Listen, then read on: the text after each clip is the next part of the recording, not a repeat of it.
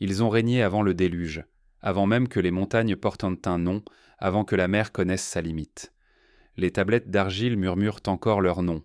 Alulam, Alalgar, Enmen-Luana. Des souverains qui auraient dégouverné non pas des décennies, mais des millénaires. Leur règne cumulé s'étendrait sur 240 et 1200 ans. Une durée si vaste qu'elle défie la mémoire du monde. Était-ce une métaphore, une mythologie, ou la trace d'un autre cycle de l'humanité? Sous la poussière des ziggourats, le silence des dieux sommeille encore. Et si les Sumériens n'avaient pas inventé leur passé, mais tenté de le rappeler, voici l'histoire d'un texte plus ancien que la mémoire humaine, la liste des rois sumériens, le calendrier d'un temps perdu. Avant que la mémoire n'ait un langage, avant que les rivières ne sculptent les plaines du sud mésopotamien, le ciel pesait sur la terre comme un couvercle. Le monde était encore jeune, humide, indistinct. Les Sumériens disaient qu'alors, le ciel et la terre n'étaient pas séparés, que les dieux marchaient parmi les hommes comme dans leur propre jardin. Et un jour, sans qu'aucune raison ne soit écrite dans l'argile, la royauté descendit du ciel. Ces mots, gravés dans la pierre tendre des tablettes monolithes sumériennes, constituent la première phrase d'un texte à la fois historique et métaphysique, la liste des rois sumériens. Ce n'était pas un simple inventaire, ni un registre du pouvoir humain, mais la chronique d'une descente, celle d'un principe divin qui s'incarna dans la chair des rois. Pour les anciens, la royauté n'était pas une institution, c'était une essence, un feu immatériel confié aux gardiens de l'ordre cosmique. Eridu fut la première cité à recevoir cette lumière. Les archéologues l'ont retrouvée, enfouie sous les couches du désert, près des marais du sud de l'Irak actuel. Ils y ont découvert des temples superposés, bâtis les uns sur les ruines des autres, comme si chaque génération tentait de reproduire le même geste originel, reconstruire le premier centre du monde. Eridu, disent les mythes, était la demeure d'Anki, le dieu des eaux profondes, du savoir secret et de la création ordonnée. Dans la pensée sumérienne, l'eau symbolisait l'origine de toute chose. Elle portait la vie, mais aussi la mémoire des temps antérieurs. C'est là, dans ce carrefour liquide où le Tigre et l'Euphrate se rapprochaient, que naquit la première royauté. Le premier roi, selon la liste, fut Alulim. Son nom résonne comme un souffle à travers les millénaires. Les tablettes affirment qu'il régna 28 800 ans, une durée qui échappe à la raison, qui défie toute mesure humaine. Mais pour les Sumériens, le temps n'était pas linéaire. Il se déployait comme une grande respiration, alternant des cycles d'ordre et de chaos. Le règne d'Alulim n'était pas chronologique, il était symbolique. Il représentait la permanence du lien entre les dieux et les hommes. Chaque année de son règne n'était pas un fragment de temps, mais un écho cosmique, une vibration répétée à travers les âges. Les rois d'avant le déluge ne sont pas décrits comme de simples souverains. Ils sont les gardiens de la frontière entre les mondes. Leur règne démesuré ne cherche pas à tromper. Ils traduisent un rapport au temps qui n'a plus rien d'humain. Dans les cités de Sumer, l'histoire n'était pas écrite pour être exacte, mais pour être vraie selon la logique du sacré. Quand la liste évoque ces règnes immenses, elle ne parle pas de durée en tant que mesurable, mais de densité spirituelle. Plus un roi est ancien, plus il est proche de la source divine, et plus son règne est long parce qu'il habite encore dans la lumière du commencement. Autour d'Alulim, d'autres rois émergent dans le silence des tablettes. Alalgar, Enmen-Luana, Enmen-Galana, Dumuzi le berger. Tous sont liés à des cités mythiques comme Bad Tibira ou Larak, des lieux dont la mémoire ne survit que dans la poussière des fragments d'argile. Chacun représente une étape dans la descente du divin vers le terrestre, une marche dans l'obscurcissement du monde. Car plus les règnes avancent, plus le nombre d'années diminue. Le temps se contracte, la lumière s'éteint peu à peu, et l'humanité entre dans l'ombre de sa propre histoire. Dans la cosmologie sumérienne, le pouvoir royal n'appartenait jamais entièrement à l'homme. Le roi était un intermédiaire, choisi pour maintenir l'équilibre entre les forces du ciel et celles de la terre. Les textes anciens le décrivent comme celui qui fait tenir le monde ensemble, non par la guerre mais par le rituel. Il était le centre autour duquel tournait l'univers connu, le garant de la fertilité, des saisons, de la stabilité cosmique. Sa tâche n'était pas de gouverner au sens politique, mais de maintenir la musique du monde. Quand un roi échouait à cet équilibre, les dieux se retiraient et la cité s'effondrait. Eridu, en ce sens, n'était pas seulement une cité humaine, c'était un modèle divin reproduit sur la terre. Chaque temple, chaque ziggourate, chaque canal reproduisait la géométrie céleste. L'ordre terrestre devait refléter l'ordre des étoiles. Et dans cet ordre, le roi était la clé de voûte. Sans lui, le ciel et la terre ne pouvaient coexister. C'est pourquoi les Sumériens disaient que la royauté ne pouvait être inventée. Elle devait descendre. Nul ne pouvait la réclamer, ni la forger. Elle apparaissait comme la pluie ou l'aube. Les scribes sumériens gravaient en Sanssévé ces récits sur des tablettes d'argile, non pour témoigner, mais pour préserver. Ils savaient que la mémoire humaine est courte, mais que l'argile, elle, se souvient. Et c'est grâce à cette mémoire muette que nous pouvons aujourd'hui lire ces règnes impossibles. Ces tablettes furent copiées, transportées, traduites jusqu'à traverser les siècles et les empires. Les Babyloniens, puis les Assyriens, recopieront la liste, y ajoutant parfois leur propre roi, cherchant à s'enraciner dans ce fil mythique. Car posséder la royauté, c'était posséder la légitimité du ciel. Mais il y a, dans cette phrase, la royauté descendit du ciel, quelque chose de plus qu'une idée politique. C'est une reconnaissance, celle que l'ordre n'était pas humain, qu'il nous précède. Les Sumériens n'en croyaient pas être les maîtres du monde. Ils se savaient héritiers d'un équilibre fragile. Dans leur mythe, la royauté est souvent précédée d'un déluge ou d'une grande purification. Le monde doit d'abord être lavé pour que la royauté puisse reparaître. Le pouvoir alors devient presque une forme de mémoire divine, un rappel que tout ordre sur terre est provisoire, prêt à être emporté par les eaux du temps. Certains chercheurs modernes voient dans ces récits une métaphore des premiers systèmes de gouvernement. D'autres y perçoivent le souvenir déformé d'une civilisation antérieure, oubliée dans les âges obscurs. Les débats se poursuivent, mais la fascination demeure. Pourquoi les Sumériens ont-ils attribué de telles durées à leurs rois? Pourquoi ces nombres précis, ces règnes qui défient tant toute logique? Peut-être parce qu'ils savaient que le langage des nombres est celui des dieux, et que la mesure du divin ne se réduit pas à celle de l'homme. La liste des rois sumériens n'est pas un texte d'histoire. C'est un miroir. Elle reflète ce que les Sumériens pensaient du monde et d'eux-mêmes. Elle ne cherche pas à convaincre, mais à rappeler. L'ordre humain vient d'ailleurs. Elle ne décrit pas une chronologie, mais une descente progressive, un éloignement du sacré. Chaque dynastie marque une perte, une diminution de la lumière originelle. Et pourtant, dans cette lente chute, quelque chose demeure, la certitude que la royauté reviendra toujours. Car, selon la liste, après chaque effondrement, après chaque déluge, la royauté descendit de nouveau du ciel. Comme une respiration cosmique, le pouvoir se retire et revient, emportant avec lui les fragments de l'âge d'or. Le premier chapitre de cette histoire n'est donc pas celui d'un peuple, mais celui d'une révélation. Quand le ciel donna la royauté, il donna aussi la mémoire de l'ordre perdu, la nostalgie de l'origine. Ce souvenir brûle encore dans les tablettes brisées, dans les sables déridus, dans les yeux des statues sans pupilles. Le roi n'était pas seulement un homme, il était le témoin d'un pacte ancien, un gardien du seuil, et bientôt ce pacte sera rompu. Le monde, disent les tablettes, fut submergé. Le déluge viendra, lavant la mémoire du premier âge. Mais avant cela, les rois d'avant la pluie continueront à régner, suspendus entre mythe et poussière, dans le long crépuscule où le ciel et la terre se parleront encore. Dans la partie suivante, le récit s'enfoncera dans cette ère d'avant le déluge, un temps où la lumière ne venait pas du soleil, mais d'une présence. Les rois n'y gouverneront pas des peuples, mais des éléments. C'est là, dans ce silence presque cosmique, que commence le mystère du premier âge des rois. Dans le silence immobile d'Éridu, lorsque la brume des marais se mêlait encore à la lumière du matin, un nom commença à se répandre, glissant de bouche en bouche, de temple en temple, Alulim. Les anciens disaient qu'il n'était pas né comme les autres hommes, qu'il s'était levé des eaux comme un reflet du ciel, choisi par les dieux pour devenir le premier roi de la terre. La liste des rois sumériens le place en tête de tous les souverains connus, avant le déluge, avant même que la mémoire humaine ne prenne forme. Son règne, disent les tablettes, dura 28 800 ans. Ce chiffre n'est pas une exagération, c'est un symbole. Il évoque un âge où le temps n'était pas encore fragmenté, où les années ne s'écoulaient pas comme une rivière, mais demeuraient immobiles, comme un lac qui reflète le visage des dieux. Alulim, celui qui fut façonné par les eaux, est mentionné comme roi d'Éridu, la première cité. À travers lui, la royauté prit corps sur la terre. Il ne gouvernait pas un royaume au sens moderne, car il n'existait encore ni frontières ni armée. Son pouvoir n'était pas celui de la conquête, mais celui de la stabilité. Il représentait l'équilibre entre les forces visibles et invisibles, entre le souffle du ciel et la matière des rivières. Dans les textes, il n'apparaît jamais comme un conquérant ni comme un fondateur de dynastie.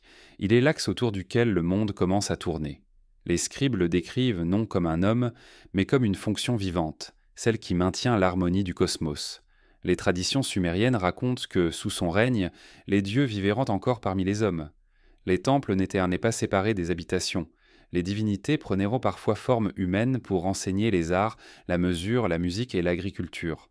On dit qu'Enki, le dieu des profondeurs, se tenait souvent aux côtés d'Alulim, lui murmurant les secrets de la création et l'ordre des choses. Ainsi le roi apprit à tracer les premiers canaux, à réguler les eaux qui nourrissaient pour la terre. Chaque rivière devint une artère divine, chaque moisson une offrande. Le rôle d'Alulim n'était pas de dominer, mais de maintenir la respiration du monde. Dans les temples d'Éridu, on représentait le roi assis face à l'eau, les mains posées sur ses genoux, le regard tourné vers l'horizon. Ce geste simple symbolisait la contemplation du cycle cosmique. Le roi observait, comprenait, puis agissait avec retenue. Gouverner pour lui signifiait écouter. Dans la langue des dieux, régner voulait dire tenir la mesure du souffle. Le peuple croyait qu'aussi longtemps qu'Alulim maintiendrait ce souffle, la paix demeurerait. Et ainsi, pendant des milliers d'années mythiques, la terre resta fertile, les pluies régulières, les étoiles bienveillantes. Mais sous cette apparente sérénité, quelque chose commençait à changer. Les hommes, instruits par les dieux, apprirent à façonner les briques, à élever des murs, à nommer les choses. La parole humaine, qui jusqu'alors servait à louer, devint un instrument de pouvoir. Les Sumériens disaient que c'est à cette époque qu'apparut la première discorde, un murmure de séparation entre le divin et le terrestre, car lorsque l'homme apprit à nommer, il apprit aussi à distinguer. Et ce qui est distingué ne peut plus être un. Alulim, le roi de l'harmonie, se trouva alors face à un monde qui commençait à se diviser. Les récits d'Éridu évoquent cette période avec mélancolie. Les prêtres parlaient d'une lente érosion du lien originel, comme si la royauté elle-même s'éloignait du ciel. Pourtant, Alulim persista à maintenir l'ordre. Il institua des rituels, fit construire les premiers autels, ordonna que chaque jour commence par un chant au lever du soleil. Il rappelait au peuple que la royauté n'appartenait pas à l'homme, mais au ciel, et que chaque roi à venir ne serait qu'un dépositaire provisoire de cette lumière. Le pouvoir, disait-il, est une charge sacrée, non une possession. Ces paroles furent gravées sur les premières tablettes, et beaucoup les considèrent même comme la racine de la sagesse sumérienne. Certains fragments retrouvés à Nippur laissent entrevoir des hymnes anciens où Alulim est appelé le gardien du seuil, celui qui parle avec les eaux, ou encore le premier à connaître le nom du vent. Ces titres, poétiques et obscurs, traduisent un lien profond entre le roi et les éléments. Dans la conception sumérienne, le souverain n'était pas au-dessus de la nature, mais au cœur d'elle. Il dialoguait avec les forces invisibles pour maintenir la cohérence du monde. Le roi, en un sens, était le premier prêtre. Son trône n'était pas un siège, mais un autel. Ce rapport sacré au pouvoir explique peut-être pourquoi la durée de son règne fut si vaste. Les 28 000 ans attribués à Alulim ne sont pas le signe d'une longévité physique, mais la marque d'un âge où la temporalité humaine n'avait pas encore rompu avec la respiration du cosmos. Dans cet âge primordial, la vie des hommes et celle des dieux suivaient d'eau la même pulsation. Les rois régnaient tant que l'ordre cosmique le permettait. Leur règne se terminait non par la mort, mais par un changement d'air, un déplacement du souffle. Quand la vibration du monde se modifiait, la royauté se retirait, pour reparaître ailleurs sous une autre forme. Dans les textes tardifs, on dit qu'à la fin du règne d'Alulim, la lumière du ciel s'assombrit. Les dieux s'éloignèrent peu à peu, laissant la terre à la garde des hommes. Certains évoquent un grand silence, d'autres une montée des eaux. Le cycle de l'harmonie parfaite touchait à sa fin. Les rois qui suivirent régneront moins longtemps, comme si la durée elle-même se rétractait avec la présence divine. Ce retrait du ciel ne fut pas une punition, mais un passage. Les dieux cédèrent le monde à leurs enfants. Pourtant, dans la mémoire sumérienne, Alulim demeura le modèle du roi juste. Même des siècles plus tard, lorsque d'autres cités s'élèveront, Ur, Lagash, Uruk, ces prêtres seront encore invoqués comme gardiens des rites. Chaque nouveau roi, lors de son couronnement, devait symboliquement recevoir la royauté du ciel à travers les formules qu'Alulim aurait prononcées. Ainsi son nom continua de vivre, non comme celui d'un homme, mais comme un archétype. Dans les textes, il n'a pas de tombe, pas de successeur direct. Il disparaît dans le silence comme une étoile s'éteint à l'aube. Les mythes racontent qu'il rejoignit les eaux d'Enki, retournant à la source d'où il était venu. Certains disent que son esprit demeure sous les fondations d'Eridu, veillant à ce que la cité ne soit jamais entièrement effacée. Car, selon la croyance, tant que le souvenir d'Alulim subsiste, la royauté peut redescendre du ciel. C'est peut-être pour cela que les Sumériens gravèrent ces syllabes avec tant de soin, redessinant encore et encore le même nom sur des tablettes d'argile, comme pour raviver une flamme ancienne. Les historiens modernes voient dans Alulim une figure mythologique, un symbole de la première autorité instituée. Mais pour les Sumériens, il n'était pas un mythe, il était la mémoire vivante du moment où l'ordre fut donné à la terre. Dans leur conception du monde, le pouvoir et le sacré ne pouvaient être séparés sans provoquer la chute. Et quand les cités s'écroulaient quand les fleuves débordaient, quand les récoltes échouaient, les prêtres disaient simplement « le lien s'est rompu ». Alors on récitait les noms d'Alulim et d'Alalgar, les premiers rois, pour rappeler au ciel son pacte oublié. La royauté, disaient-ils, ne meurt jamais. Elle se retire, se cache dans les profondeurs de la mémoire humaine, puis revient quand le monde est prêt. Alulim, dans cette perspective, n'est pas une figure du passé, mais une promesse.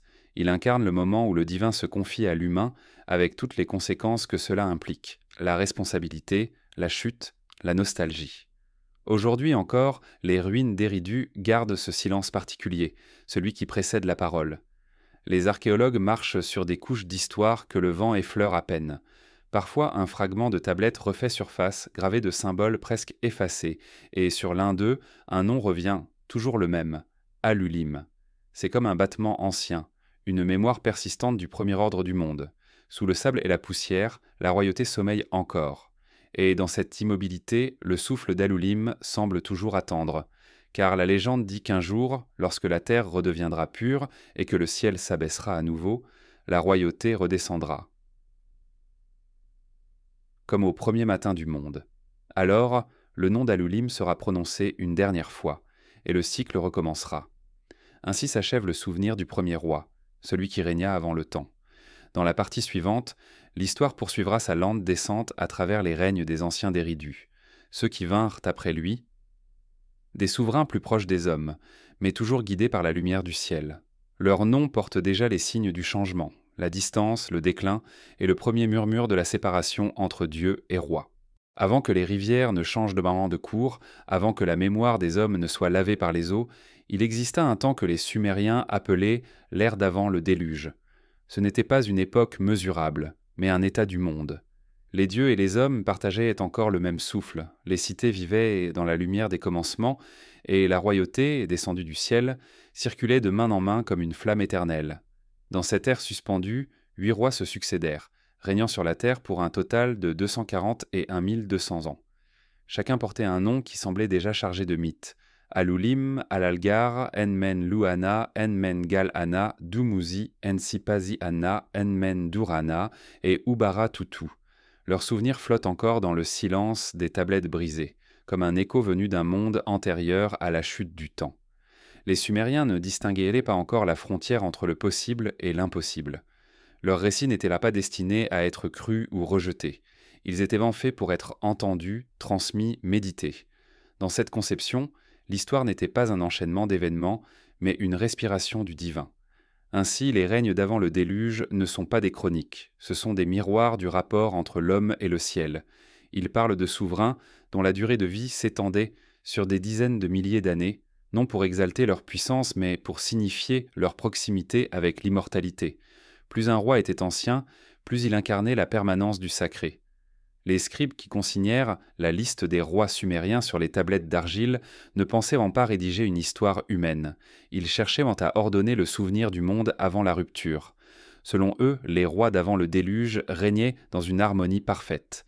La terre donnait sans effort, les saisons suivaient une mesure immuable, et le ciel demeurait clair.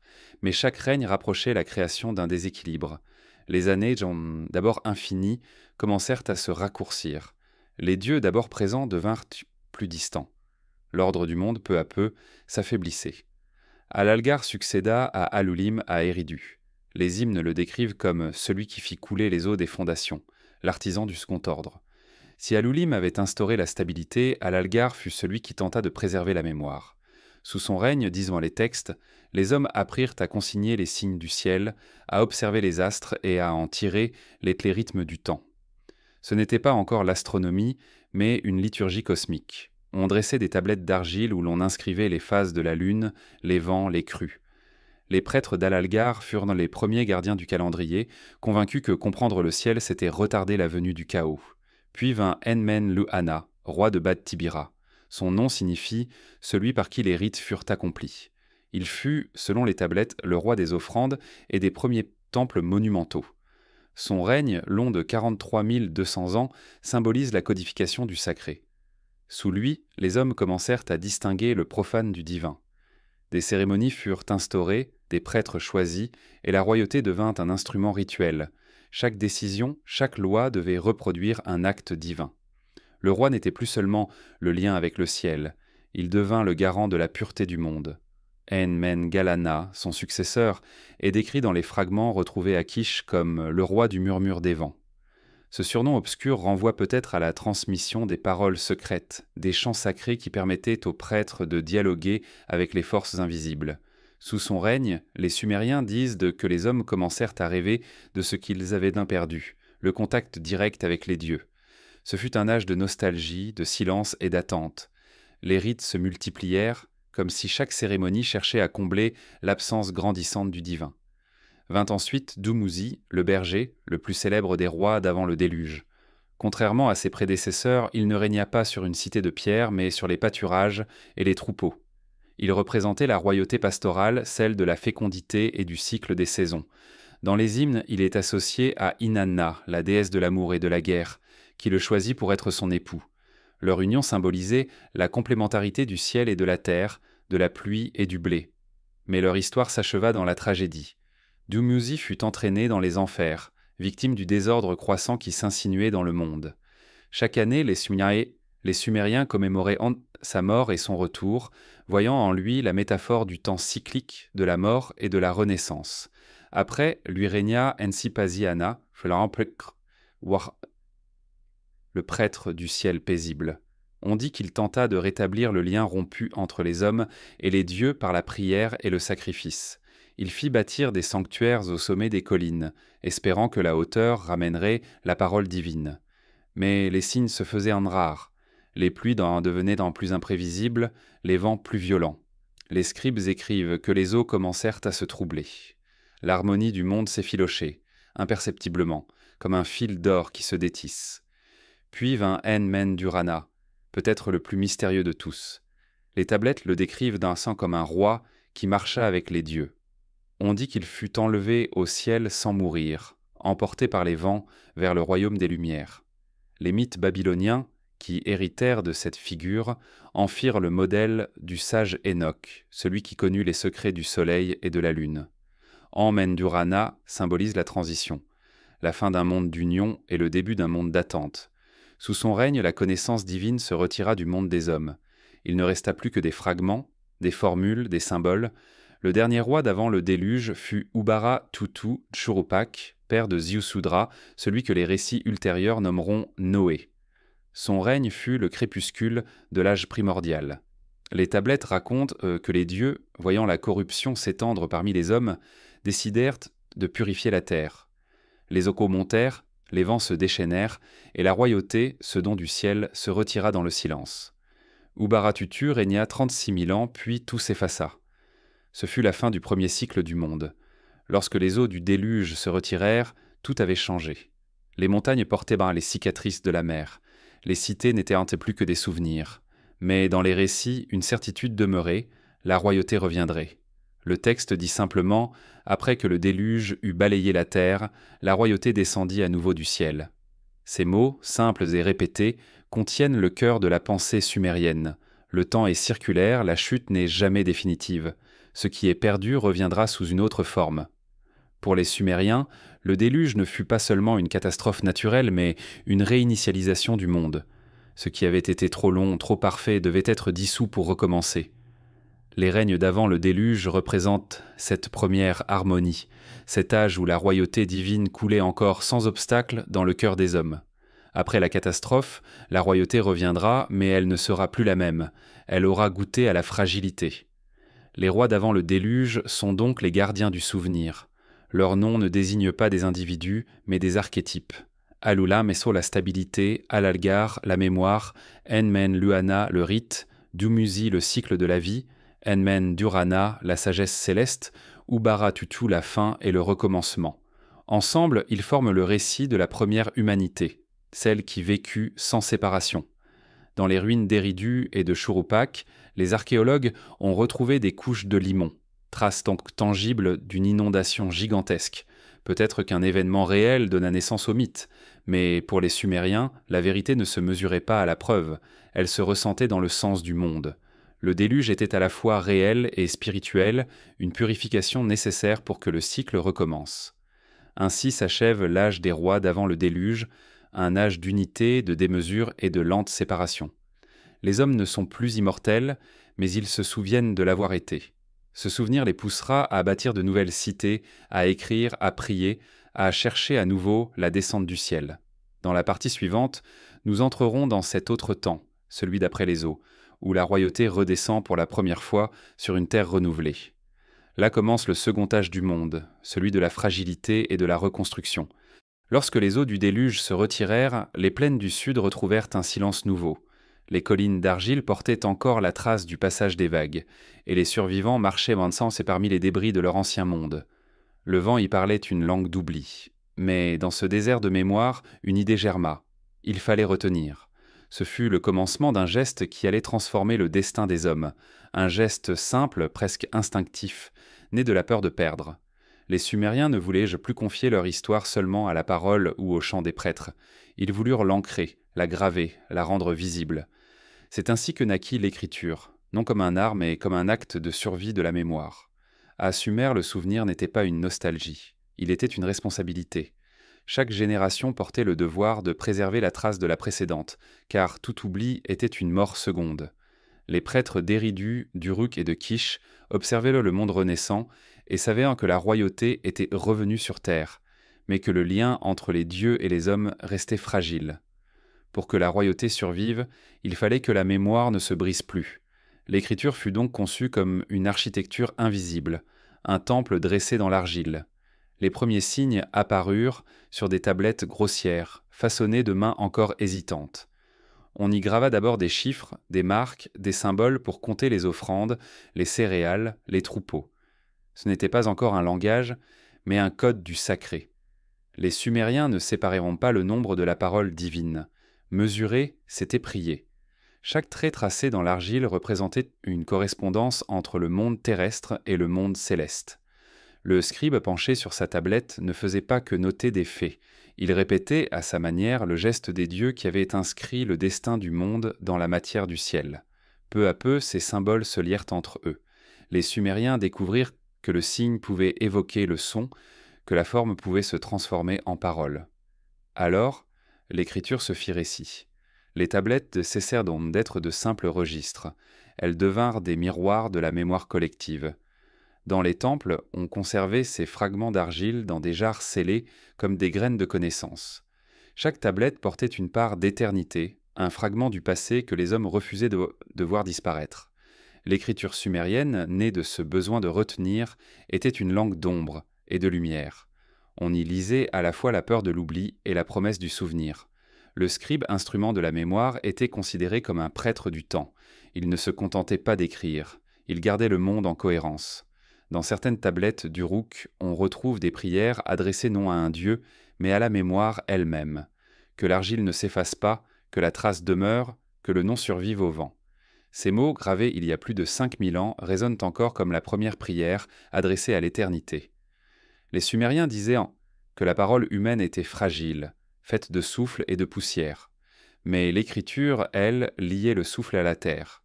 Le calame, ce petit roseau taillé pour graver l'argile, devint un instrument sacré. On le trempait dans l'eau avant de l'utiliser, pour rappeler qu'il provenait de la matrice d'Enki, le dieu des eaux profondes.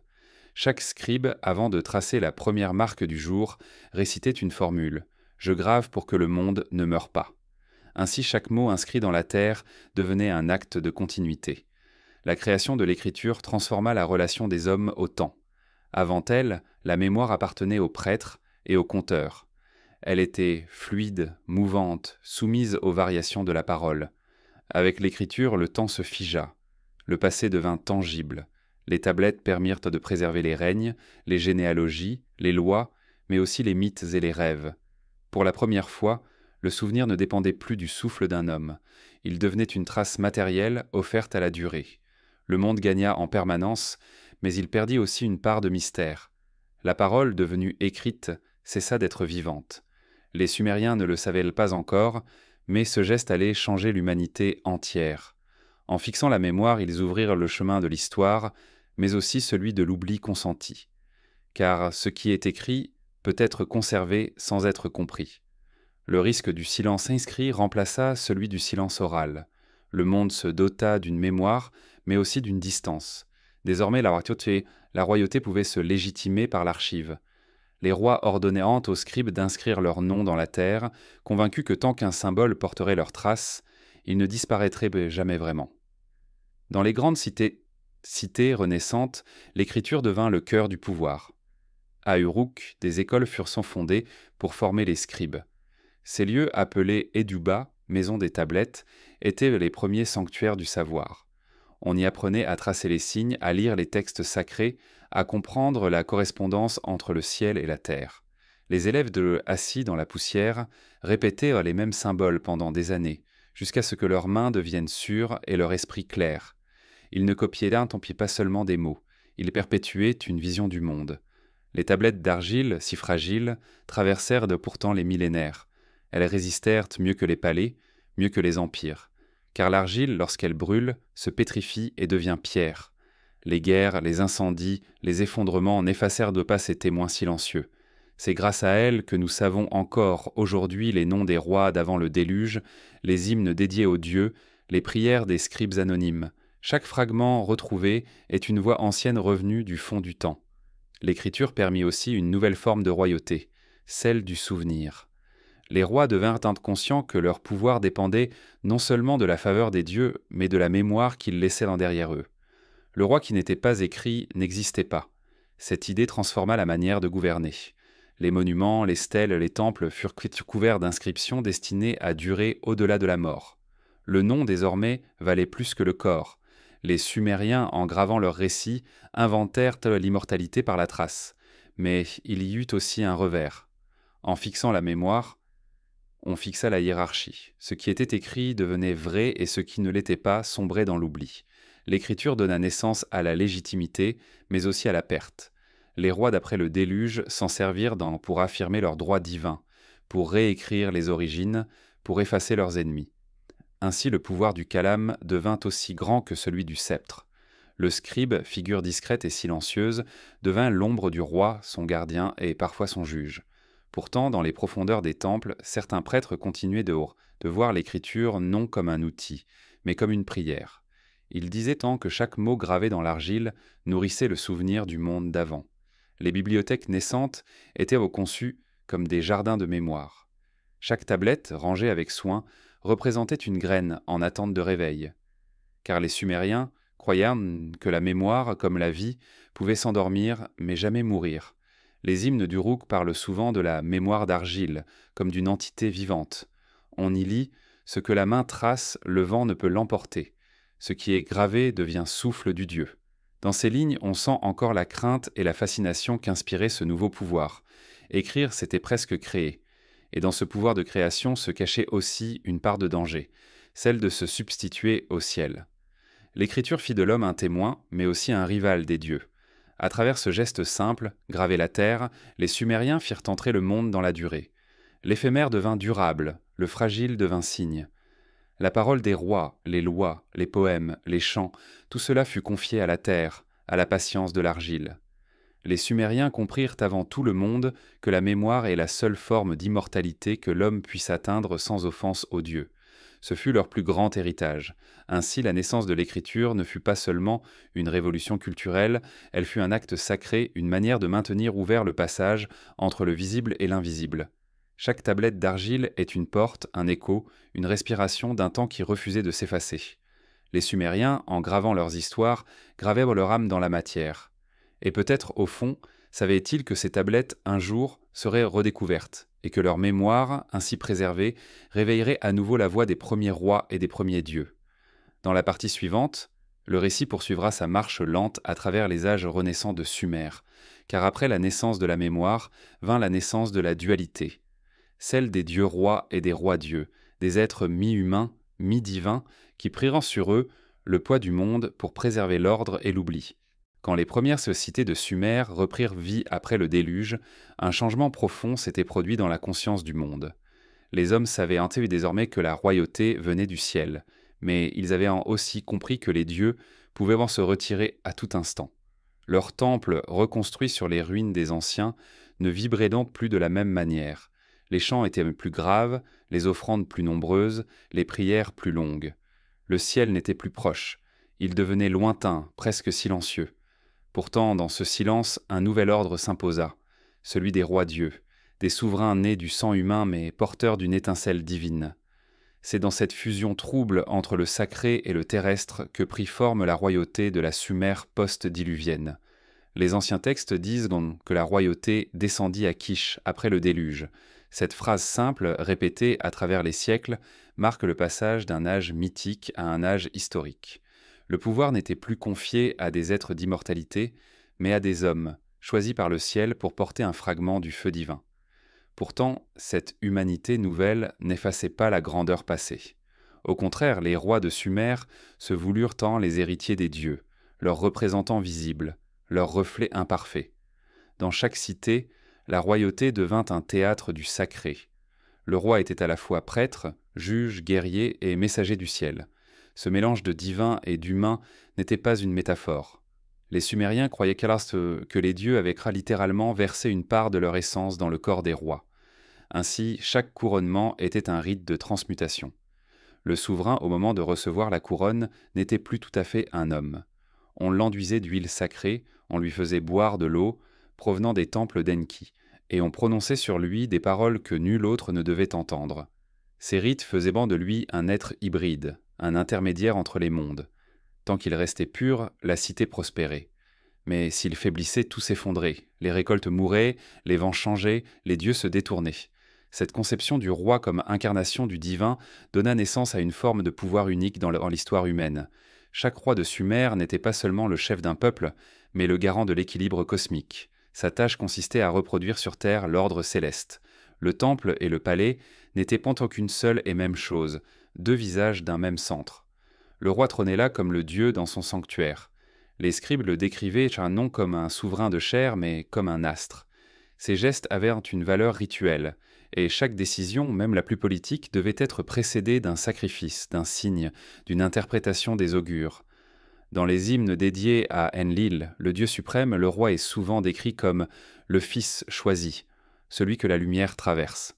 Ces expressions ne relèvent pas de la flatterie. Elles traduisent une conviction profonde que la royauté était un état sacré, une possession temporaire du divin dans le corps humain. Le roi ne possédait pas le pouvoir, il était possédé par lui. Et c'est pour cela que les Sumériens craignaient autant qu'ils vénéraient leur souverain. Ils savaient que la même force qui donnait la prospérité pouvait, si elle se corrompait, appeler la destruction. Certains rois tentèrent de vivre selon cette charge avec humilité. D'autres, fascinés par leur propre éclat, oublièrent qu'ils n'étaient que des hôtes du sacré. Dans les récits d'Uruk, on raconte qu'un roi osa se proclamer égal aux dieux. Il fit élever des statues à son image dans les temples et exigea qu'on l'invoque dans les prières. Peu après, un vent de sable recouvrit la cité et ses murs s'effondrèrent. Les scribes y virent un avertissement. L'homme ne doit jamais confondre la lumière qu'il porte avec la source de cette lumière. Cette leçon, répétée dans les siècles suivants, marqua la limite invisible entre le roi et le dieu. Pourtant, cette frontière restait poreuse. Les rois étaient considérés comme les gardiens des mystères divins. Ils participaient à des rituels que le peuple ne pouvait pas voir. Dans les profondeurs des temples, ils recevaient les oracles des prêtres, interprétés en les signes du ciel, offraient aux dieux les fruits de la terre. Certains textes, retrouvés à Nippur et à Lagash, décrivent des cérémonies où le roi restait enfermé plusieurs jours dans le sanctuaire, sans nourriture ni lumière afin de communier avec l'ombre des anciens. À son retour, il devait prononcer une parole sacrée, censée renouveler l'alliance entre le ciel et la terre. Ces rites faisaient de lui un être à part, à la fois homme et symbole. Les Sumériens savaient que la royauté était un don fragile. Ils disaient que le pouvoir n'était pas transmis par le sang, mais par le souffle. Un roi pouvait régner des décennies, mais s'il perdait ce souffle, cette faveur divine, son autorité disparaissait aussitôt. Dans les chants anciens, on lit souvent « le souffle s'est retiré, le trône s'est vidé ». Alors les prêtres cherchaient un nouveau porteur de la lumière. Ce transfert invisible du pouvoir était plus important que les guerres ou les successions. Il représentait le véritable mouvement de la royauté à travers les âges. Le roi-dieu devait donc vivre dans une tension constante. Il portait sur ses épaules la responsabilité du monde, mais il savait que son pouvoir ne lui appartenait pas. Les cérémonies annuelles rappelaient cette dépendance. Lors du grand festival du Nouvel An, appelé Akitu, le roi devait s'humilier devant la statue du dieu de la cité. Le grand prêtre le frappait symboliquement au visage et lui retirait ses insignes royaux. Le souverain devait alors jurer qu'il n'avait commis aucune faute contre le temple, qu'il avait respecté les lois et protégé la justice. Si le prêtre pleurait après l'avoir giflé, c'était le signe que le dieu acceptait son règne pour une nouvelle année. Sinon, le peuple savait que la colère divine approchait. Ce rituel d'humiliation, si étrange à nos yeux, était au cœur de la conception sumérienne du pouvoir. La royauté venait du ciel, mais elle devait sans cesse se purifier par la reconnaissance de sa faiblesse. Le roi, même divinisé, devait rappeler au monde qu'il n'était qu'un canal. S'il cessait d'être humble, le lien se rompait. Cette idée, si simple et pourtant si profonde, maintint pendant des siècles l'équilibre entre la foi et le pouvoir. Les représentations artistiques de cette époque montrent bien cette dualité. Le roi y apparaît souvent entre deux mondes, à moitié homme, à moitié symbole. Sur les bas-reliefs, on le voit debout, entre les dieux et les hommes, tenant une coupe d'eau d'une main et un sceptre de l'autre. L'eau représente la sagesse d'Anki, le sceptre la justice d'Enlil. Il incarne l'union du ciel et de la terre, du féminin et du masculin, du visible et de l'invisible. Ce n'est pas un hasard si les Sumériens associaient l'eau en nommant souvent leur roi à des étoiles. Celle-ci brillait d'une lumière qui n'était pas la leur, mais qu'elle reflétait fidèlement. À mesure que les cités grandissaient, cette conception du roi-dieu prit racine dans toutes les sphères de la vie. La justice, l'agriculture, l'écriture, la guerre, tout dépendait de l'équilibre du souverain. Son rôle dépassait la politique. Il était l'axe du monde. Les temples formaient des réseaux de pouvoir spirituel autour de lui. Chaque prêtre, chaque fonctionnaire, chaque scribe représentait un fragment de son autorité. L'État sumérien, le premier que connut l'humanité, se fonda ainsi sur une théologie du pouvoir. Gouverner n'était pas dominer, mais prolonger l'ordre des cieux. Cependant, cette conception portait en elle une fragilité. Elle rendait le pouvoir sacré intouchable, mais aussi vulnérable.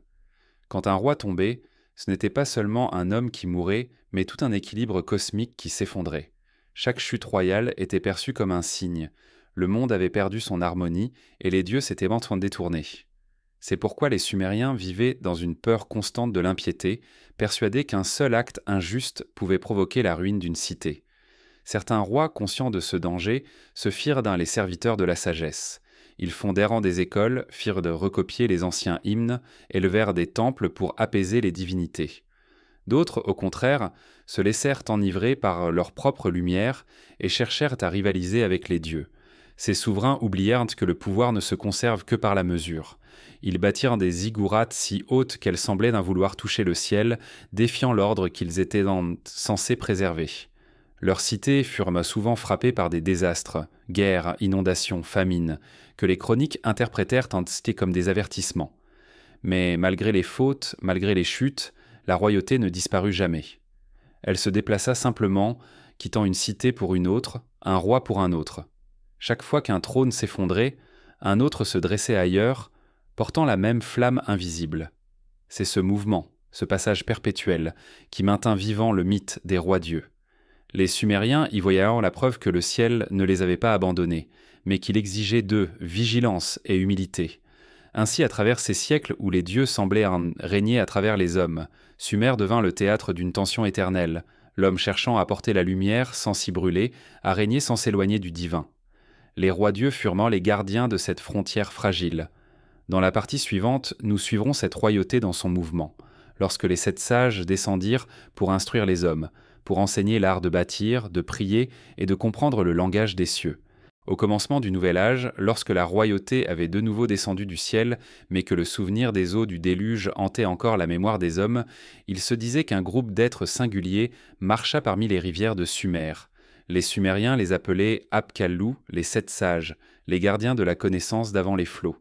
Ils n'étaient ni dieux ni hommes, non, mais les messagers d'un savoir plus ancien que la terre elle-même. Leur venue marqua le passage du chaos à l'ordre, de la mémoire brisée à la construction du monde reconstruit. Sans eux, disaient loin les anciens, les cités n'auraient jamais pris forme. Ils apportèrent aux hommes la science de bâtir, de compter, de cultiver, d'écrire, et surtout d'honorer les forces invisibles qui gouvernent le ciel et les eaux. Les légendes rapportent que les sept sages sortirent tuer des eaux d'Enki, le dieu des profondeurs, celui qui avait autrefois façonné la vie à Eridu. Ils émergèrent, dit-on, au lever du soleil, drapés d'écailles et de lumière, leurs yeux reflétant la mer. Chacun portait un nom et une fonction. Adapa, Uan, Enmeduga, Enmegalama, Enmebuluga, Anenlilda et Utuabzu. Ces noms aux sonorités étranges traversèrent et ça les âges comme des formules de pouvoir.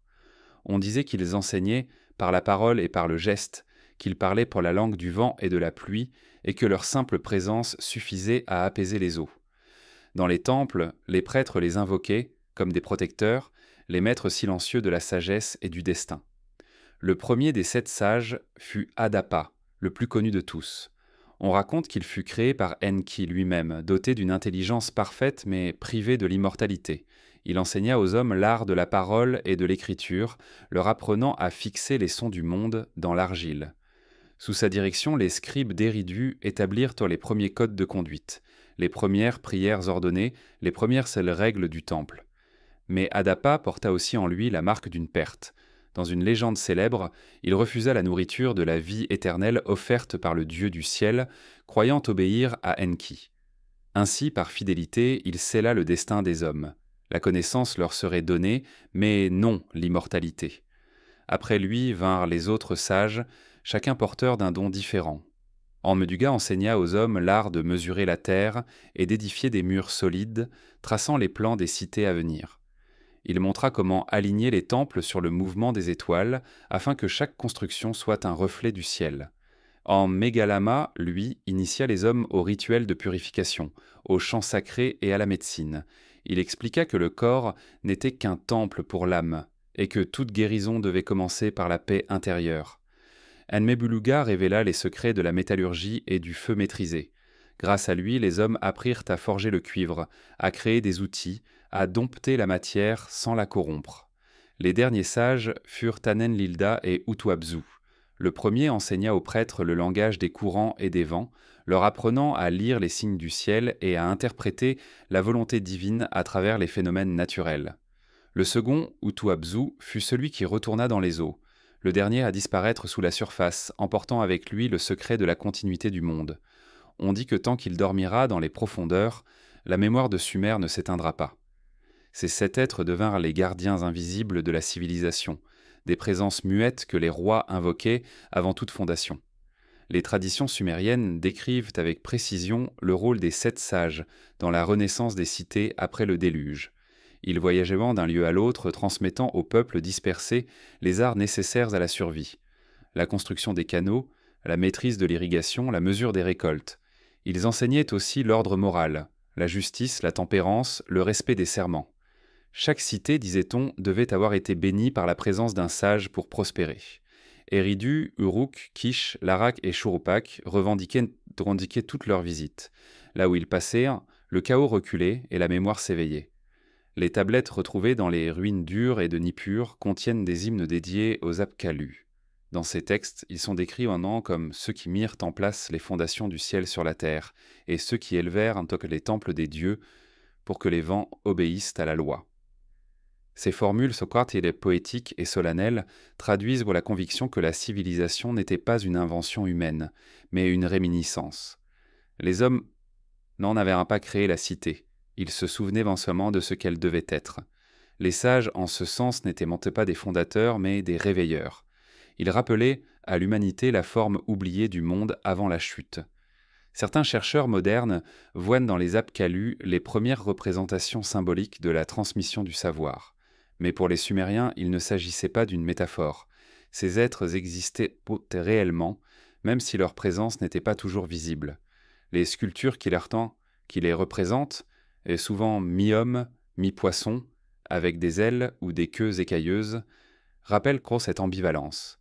Leur apparence n'était pas monstrueuse, mais signifiait leur nature double, nés de l'eau, liés au ciel, vivant parmi les hommes sans leur appartenir. Les prêtres les considéraient non comme des médiateurs entre les profondeurs et la surface, des passeurs de connaissances entre le passé englouti et le présent renaissant. Dans les grandes zigouras, on plaçait souvent leurs statues dans les fondations, enterrées sous les murs ou près des portes. Ce geste avait une valeur rituelle. Il assurait la stabilité du bâtiment et protégeait la cité des forces du désordre. Les Apkallu étaient les gardiens invisibles du seuil, veillant à ce que les démons de l'abîme ne remontent pas vers la lumière. Leur présence silencieuse rappelait à tous que la sagesse ne vient pas du bruit, mais du silence des profondeurs. Les rois de Sumer se réclamaient souvent de ces sages. Certains disaient en descendre d'eux, d'autres affirmaient avoir reçu leur enseignement en rêve. Dans les récits de Kish et d'Uruk, on trouve des passages où les souverains, avant de bâtir une cité, invoquent les noms des sept et déposent dans la première pierre une offrande d'eau pure, symbole de leur origine commune. Ainsi la royauté et la sagesse restaient liées. Le pouvoir sans connaissance conduisait à la ruine, la connaissance sans pouvoir se dissipait comme la brume. Le mythe des Apkallu dépasse celui d'un simple groupe de sages. Il incarne la tension permanente entre le souvenir du divin et la réalité du monde. Ces 7 figures sont les témoins du lien que les hommes refusent de perdre. Chacun d'eux représente une facette de la conscience humaine. Adapa, la parole et la limite. Enmeduga, la construction et la mesure. Enmegalama, la guérison et la purification. Enmebuluga, la création et le feu. Anenilda, la lecture des signes. Utuabzu, le retour au silence. Et entre eux, la continuité du monde. Ensemble, ils forment la première constellation spirituelle de Sumer, une carte des vertus nécessaires pour que la civilisation ne s'effondre pas. Dans leur récit, les Sumériens insistent sur le fait que les sages disparurent un à un, comme si leur mission avait une fin prévue. Certains regagnèrent possédant les eaux d'Enki, d'autres montèrent vers les étoiles. Leur départ symbolisait la fin d'un équilibre. Désormais, les hommes devraient poursuivre seuls la tâche du monde. Mais leur souvenir demeura dans chaque temple, chaque chant, chaque tablette. Ils devinrent des archétypes de la mémoire, des figures invoquées à chaque moment de crise. Des siècles plus tard, lorsque les Babyloniens, puis les Assyriens, héritèrent des traditions sumériennes, ils continuèrent d'honorer les Apkallu.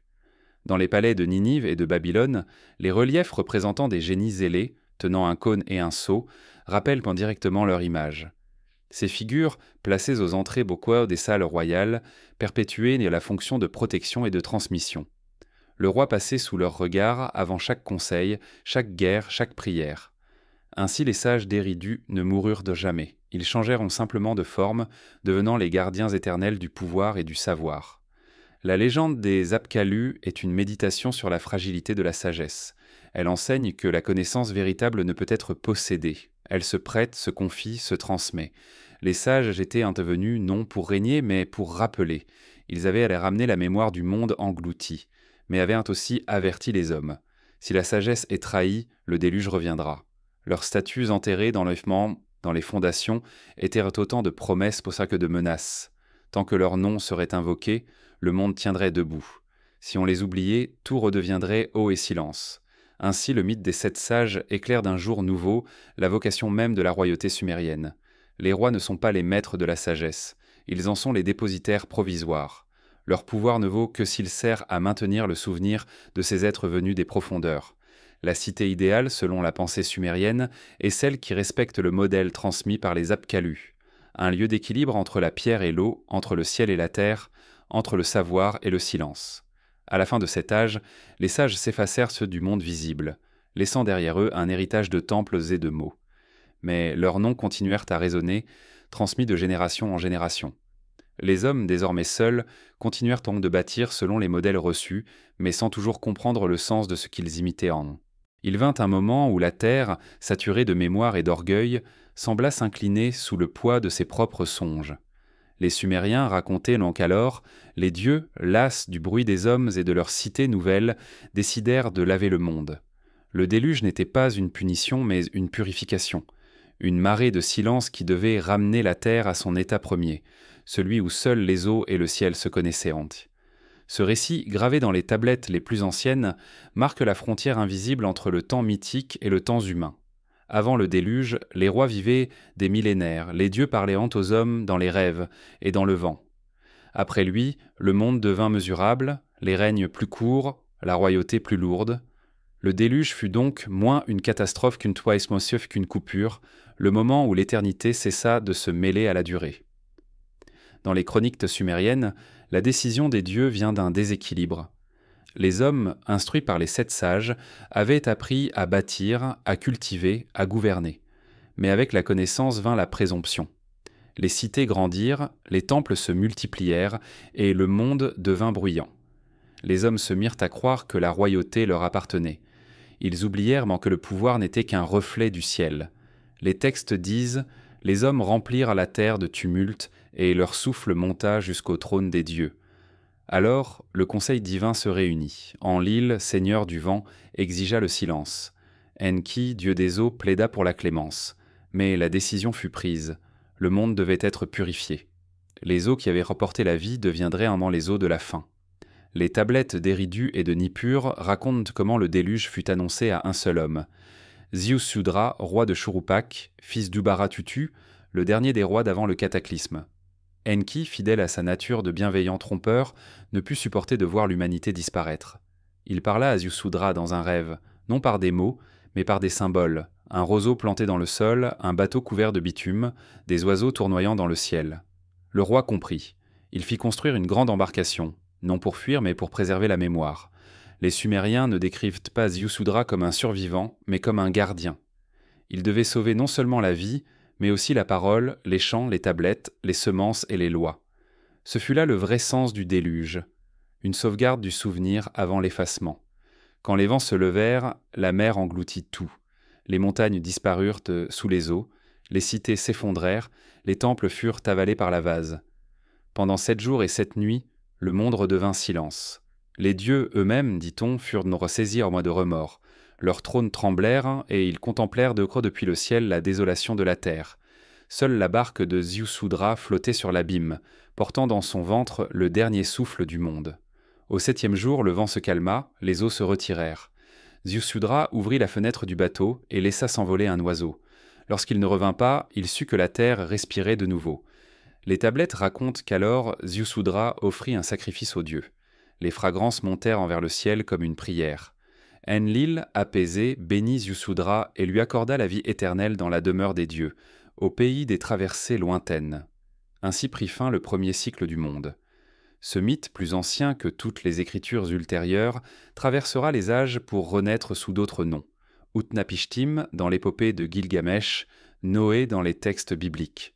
Mais dans sa forme sumérienne, il porte une nuance essentielle. Le déluge n'est pas seulement la fin d'un âge, c'est la naissance de la conscience. L'homme devient témoin du passage du sacré à l'histoire. Le monde après le déluge n'était plus le même. La terre était neuve, mais le ciel semblait plus haut, plus froid. Les dieux s'étaient en tête retirés, laissant derrière eux une lumière affaiblie. Les rois ne régnaient tant plus des millénaires, mais des siècles, puis des décennies. Le temps, jusque-là circulaire et infini, devint linéaire. Les Sumériens, en consignant le récit du déluge, fixèrent en ce moment où la mémoire se transforma en histoire. Avant, le monde se répétait. Après, il commença à vieillir. C'est dans cette fissure du temps que naquit la nostalgie, ce sentiment d'avoir perdu un âge d'or et de ne pouvoir le retrouver qu'en rêve. Les prêtres d'Éridu disaient que le déluge avait nettoyé la terre, mais aussi lavé la mémoire des hommes. Les anciennes paroles furent oubliées, les temples détruits, les rites effacés. Il fallut tout recommencer. C'est pourquoi, dans la liste des rois sumériens, on lit « Après que le déluge eut balayé la terre, la royauté descendit à Kish ». Cette phrase marque un recommencement, mais aussi une rupture. La royauté, désormais, ne venait plus directement des dieux. Elle passait par des médiateurs, par des lignées humaines. Le lien n'était pas rompu, mais il était affaibli. L'humanité entrait dans un âge de responsabilité. Le déluge est aussi un symbole de transformation intérieure. Dans les mythes, les eaux représentent pour toujours la dissolution, la matrice et la mémoire. Être englouti, c'est revenir à l'origine, mais aussi perdre toute forme. Ainsi, l'histoire de Ziusudra n'est pas seulement celle d'un roi sauvé, mais celle d'un monde qui meurt pour renaître autrement. Les Sumériens comprenaient en soi le déluge comme un cycle inévitable. Quand la mémoire devient trop lourde, elle doit être purifiée. Ce n'est pas une destruction, mais une respiration du monde. Chaque civilisation, pensait-il, porte en elle la nécessité de son propre oubli. Dans les temples reconstruits après les eaux, les prêtres inscrivirent le récit du déluge sur les premières tablettes cunéiformes. Ils savaient dès que le souvenir est la seule chose que l'eau ne peut totalement effacer. Ces textes étaient lus à haute voix pendant les cérémonies du Nouvel An pour rappeler au peuple que la royauté, la cité et la vie elle-même ne sont que des dons précaires. Le roi, en entendant ce récit, se souvenait que même les dieux avaient connu le remords. La royauté, après le déluge, devint ainsi plus humaine mais aussi plus fragile. Les archéologues, des millénaires plus tard, retrouveront dans les ruines de Chouroupak une couche de limon épaisse de plusieurs mètres, témoin d'une grande inondation. Mais même ce vestige matériel n'épuise pas le sens du mythe, car le déluge, dans la pensée sumérienne, ne se limite pas à un événement géologique. Il est la métaphore de la perte du contact direct avec le divin. C'est à ce moment que l'homme devient véritablement mortel. Le monde des dieux s'éloigne, laissant place à la parole, à la mémoire, à l'écriture. L'eau emporta les voix, mais laissa les traces. Dans ce nouvel âge, le roi ne pouvait plus se contenter d'être un intermédiaire entre le ciel et la terre. Il devait devenir le gardien du souvenir. Le pouvoir royal se transforma. D'un sacerdoce cosmique, il devint une mission mémorielle. Chaque temple, chaque ziggourate, chaque inscription fut une tentative de conjurer l'oubli. Le monde après le déluge était un monde en reconstruction, où chaque pierre posée sur l'autre symbolisait la volonté de se souvenir du premier âge. Mais plus les cités se dressaient, plus la mémoire du ciel s'estompait. C'est le paradoxe que les Sumériens percevaient avec une mélancolie silencieuse. Plus on reconstruit, plus on s'éloigne de l'origine. Le déluge, ainsi, ne fut pas une fin, mais une métamorphose.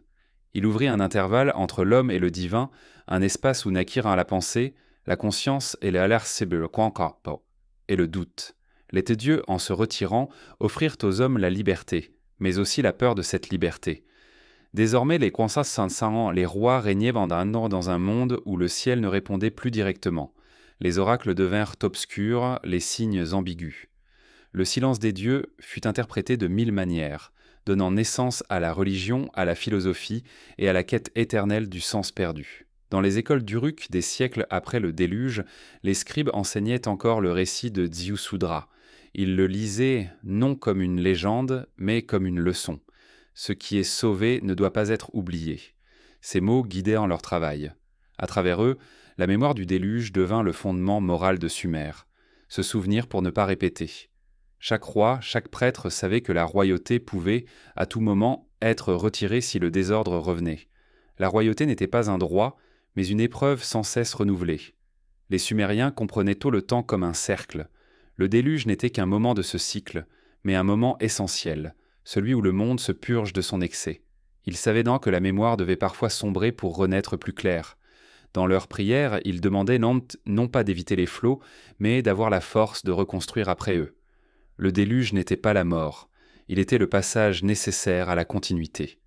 Ainsi le déluge et la coupure du temps marquèrent le début de l'histoire telle que nous la connaissons. L'humanité cessa d'être le témoin du divin pour devenir l'auteur de son propre récit. L'eau se retira, mais le souvenir demeura imprimé dans l'argile, et dans ce souvenir commença la lente marche vers la conscience. Dans la prochaine partie, nous verrons ce qui advint après cette renaissance, lorsque la royauté, revenue à Kish, redessina les premières dynasties humaines, et que les hommes, oubliant peu à peu les dieux, commencèrent à se rêver comme les maîtres de la terre. Ce fut le commencement d'un âge nouveau, celui où la royauté, descendue du ciel, s'enracinait enfin dans la poussière. Lorsque les eaux du déluge se furent enfin retirées et que les premières herbes repoussèrent sur la plaine encore humide, les survivants commencèrent à redresser la tête vers le ciel. Ils cherchaient un signe. Les anciens dieux s'étaient tus, leurs temples avaient disparu, et les rois d'avant la grande inondation n'étaient plus que des souvenirs transmis dans les champs. Alors, lentement, les hommes reprirent le travail du monde. Ils reconstruisirent les canaux, replantèrent les palmiers, dressèrent des autels faits de pierre et d'argile. Mais il manquait encore quelque chose, un axe, un centre, un cœur autour duquel la vie puisse à nouveau s'ordonner. C'est dans ce vide sacré que surgit la cité de Kish, lieu choisi par les dieux pour accueillir la royauté descendue une seconde fois du ciel. Kish n'était pas une cité ancienne comme Eridu, ni une ville de mémoire comme Shuruppak. Elle était neuve, vierge de tout héritage, élevée sur une terre régénérée par les eaux. C'est sans doute pour cela qu'elle fut élue. Là où tout avait été effacé, le ciel pouvait tracer un nouveau modèle. Les Sumériens disaient pendant que Kish fut la première ville du second âge, celui des hommes après le déluge. Ses fondations furent déposées sur la boue encore humide de la plaine, et les prêtres d'Enlil bénirent marchant la cité, en versant sur ses murs l'eau d'Éridu, la mémoire du premier monde. Ce geste symbolisait le lien entre les deux créations, l'une engloutie, l'autre renaissante. La liste des rois sumériens s'ouvre alors sur un vers étonnant. Après que le déluge eut balayé la terre, la royauté descendit à Kish. Ces mots simples contiennent une révolution spirituelle. La royauté, autrefois apanage des dieux, revient, mais elle se dépose cette fois sur des épaules humaines. Le roi n'est plus une émanation du divin, il en devient le témoin, le gardien. Les rois d'avant le déluge vivaient dans la proximité des dieux, partageant leurs repas et leurs années sans fin. Ceux de Kish règnent dans l'éloignement, sous un ciel devenu discret, parfois muet. L'âge des immortels a pris fin. Commence celui des hommes. Le premier roi de cette nouvelle dynastie se nommait Jushur, un nom presque oublié dont les échos s'effacent entre les lignes des tablettes brisées. On dit qu'il régna 1200 ans, non pas parce qu'il vécut si longtemps, mais parce qu'il symbolisait la durée d'un monde qui se cherche encore. Jushur n'était ni un conquérant ni un bâtisseur, mais un restaurateur d'ordre. Il fit creuser les premiers canaux, divisa les terres fertiles, établit des règles simples pour éviter les querelles. Il réapprit aux hommes la discipline du travail et de la parole. Son règne ne fut pas éclatant, mais fondateur. On le disait, le roi qui écoutait plus qu'il ne parlait. Une vertu rare dans une ère où la parole des hommes commençait à rivaliser avec celle des dieux. Sous Jushur, la royauté prit une forme nouvelle. Le roi devint le médiateur entre le divin et le terrestre, non plus par le miracle, mais par l'attention. Sa fonction n'était pas d'imposer, mais d'entretenir l'équilibre. Les prêtres d'Enlil racontaient qu'à chaque nouvel an, il se rendait au temple principal, ôtait sa couronne et déposait un pain et un vase d'eau devant l'autel en murmurant « Le pouvoir n'est pas à moi, il passe à travers moi ». Ce rite simple et silencieux exprimait la philosophie de Kish. La royauté n'est pas possession, elle est passage. La cité elle-même reflétait cette idée. Kish n'était pas une métropole de pierres et de tours, mais une ville ouverte, tissée de canaux, de jardins et de petites maisons en briques crues. Son centre n'était pas un palais, mais un temple, le sanctuaire d'Enlil, le dieu du souffle et du destin. On y gardait une tablette d'or gravée des premiers serments après le déluge, un texte sacré que seuls les grands prêtres pouvaient en lire. On disait que cette tablette contenait la promesse du ciel. Tant que la royauté resterait juste, la terre ne serait plus recouverte par les eaux. Kish devint ainsi le symbole d'un nouveau contrat entre l'humanité et le divin. Les scribes sumériens voyaient dans la naissance de Kish l'instant où la royauté cessa d'être une lumière immobile pour devenir une flamme voyageuse. Désormais l'empoisante, elle pouvait quitter une cité pour une autre selon la volonté des dieux et la vertu des rois. Ce concept de royauté nomade, que les Sumériens appelaient en est parfois la couronne mouvante, allait modeler toute la civilisation mésopotamienne. Les empires en futur, d'Akkad à Babylone, n'en seraient en net que des répliques éphémères. Kish fut la première à comprendre que le pouvoir n'est jamais enraciné, il circule comme le vent qui passe sur les champs. Le successeur de Jushur, Etana, marqua un tournant décisif. Les chroniques le décrivent tout comme « celui qui monta au ciel ». Le mythe raconte qu'il cherchait la plante de la naissance pour donner un héritier à son peuple. Accompagné d'un aigle, il s'éleva dans le ciel, franchissant les nuages, jusqu'à voir la mer entourer la terre comme un anneau de lumière. Mais au moment de poursuivre son ascension, la peur le saisit et il redescendit. Ce récit, d'une beauté presque tragique, illustre l'ambition humaine née après le déluge, celle de retrouver le ciel perdu, tout en sachant que l'homme ne peut plus y demeurer. Etana incarne la nostalgie de l'union originelle, ce désir de retrouver les dieux sans briser la frontière qui désormais les sépare. Sous Etana, Kish s'éleva au rang de modèle. Les scribes d'Uruk et de Lagash reconnaissaient son autorité symbolique. Les rois venaient y recevoir la bénédiction d'Enlil avant de régner dans leur propre cité. On racontait que, lors des grandes fêtes, un prêtre portait la couronne de Kish à travers tout le royaume, marchant pieds nus dans la boue des canaux pour rappeler que la royauté n'appartient à personne. Le peuple, en voyant passer cette couronne, se souvenait que la royauté est avant tout une promesse, non un privilège. Cette spiritualité politique donna à Kish une aura particulière. La cité ne chercha jamais à conquérir. Elle régnait par la mémoire, par le symbole. Son pouvoir était moral plus que militaire. Les cités voisines pouvaient s'affronter, mais elles reconnaissaient toujours la prééminence de Kish, non par soumission, mais par reconnaissance d'un ordre plus ancien. Les rois de Kish étaient considérés comme les gardiens du souffle royal, cette force invisible qui unit les hommes au destin du monde. Mais le pouvoir, même sacré, attire les ombres.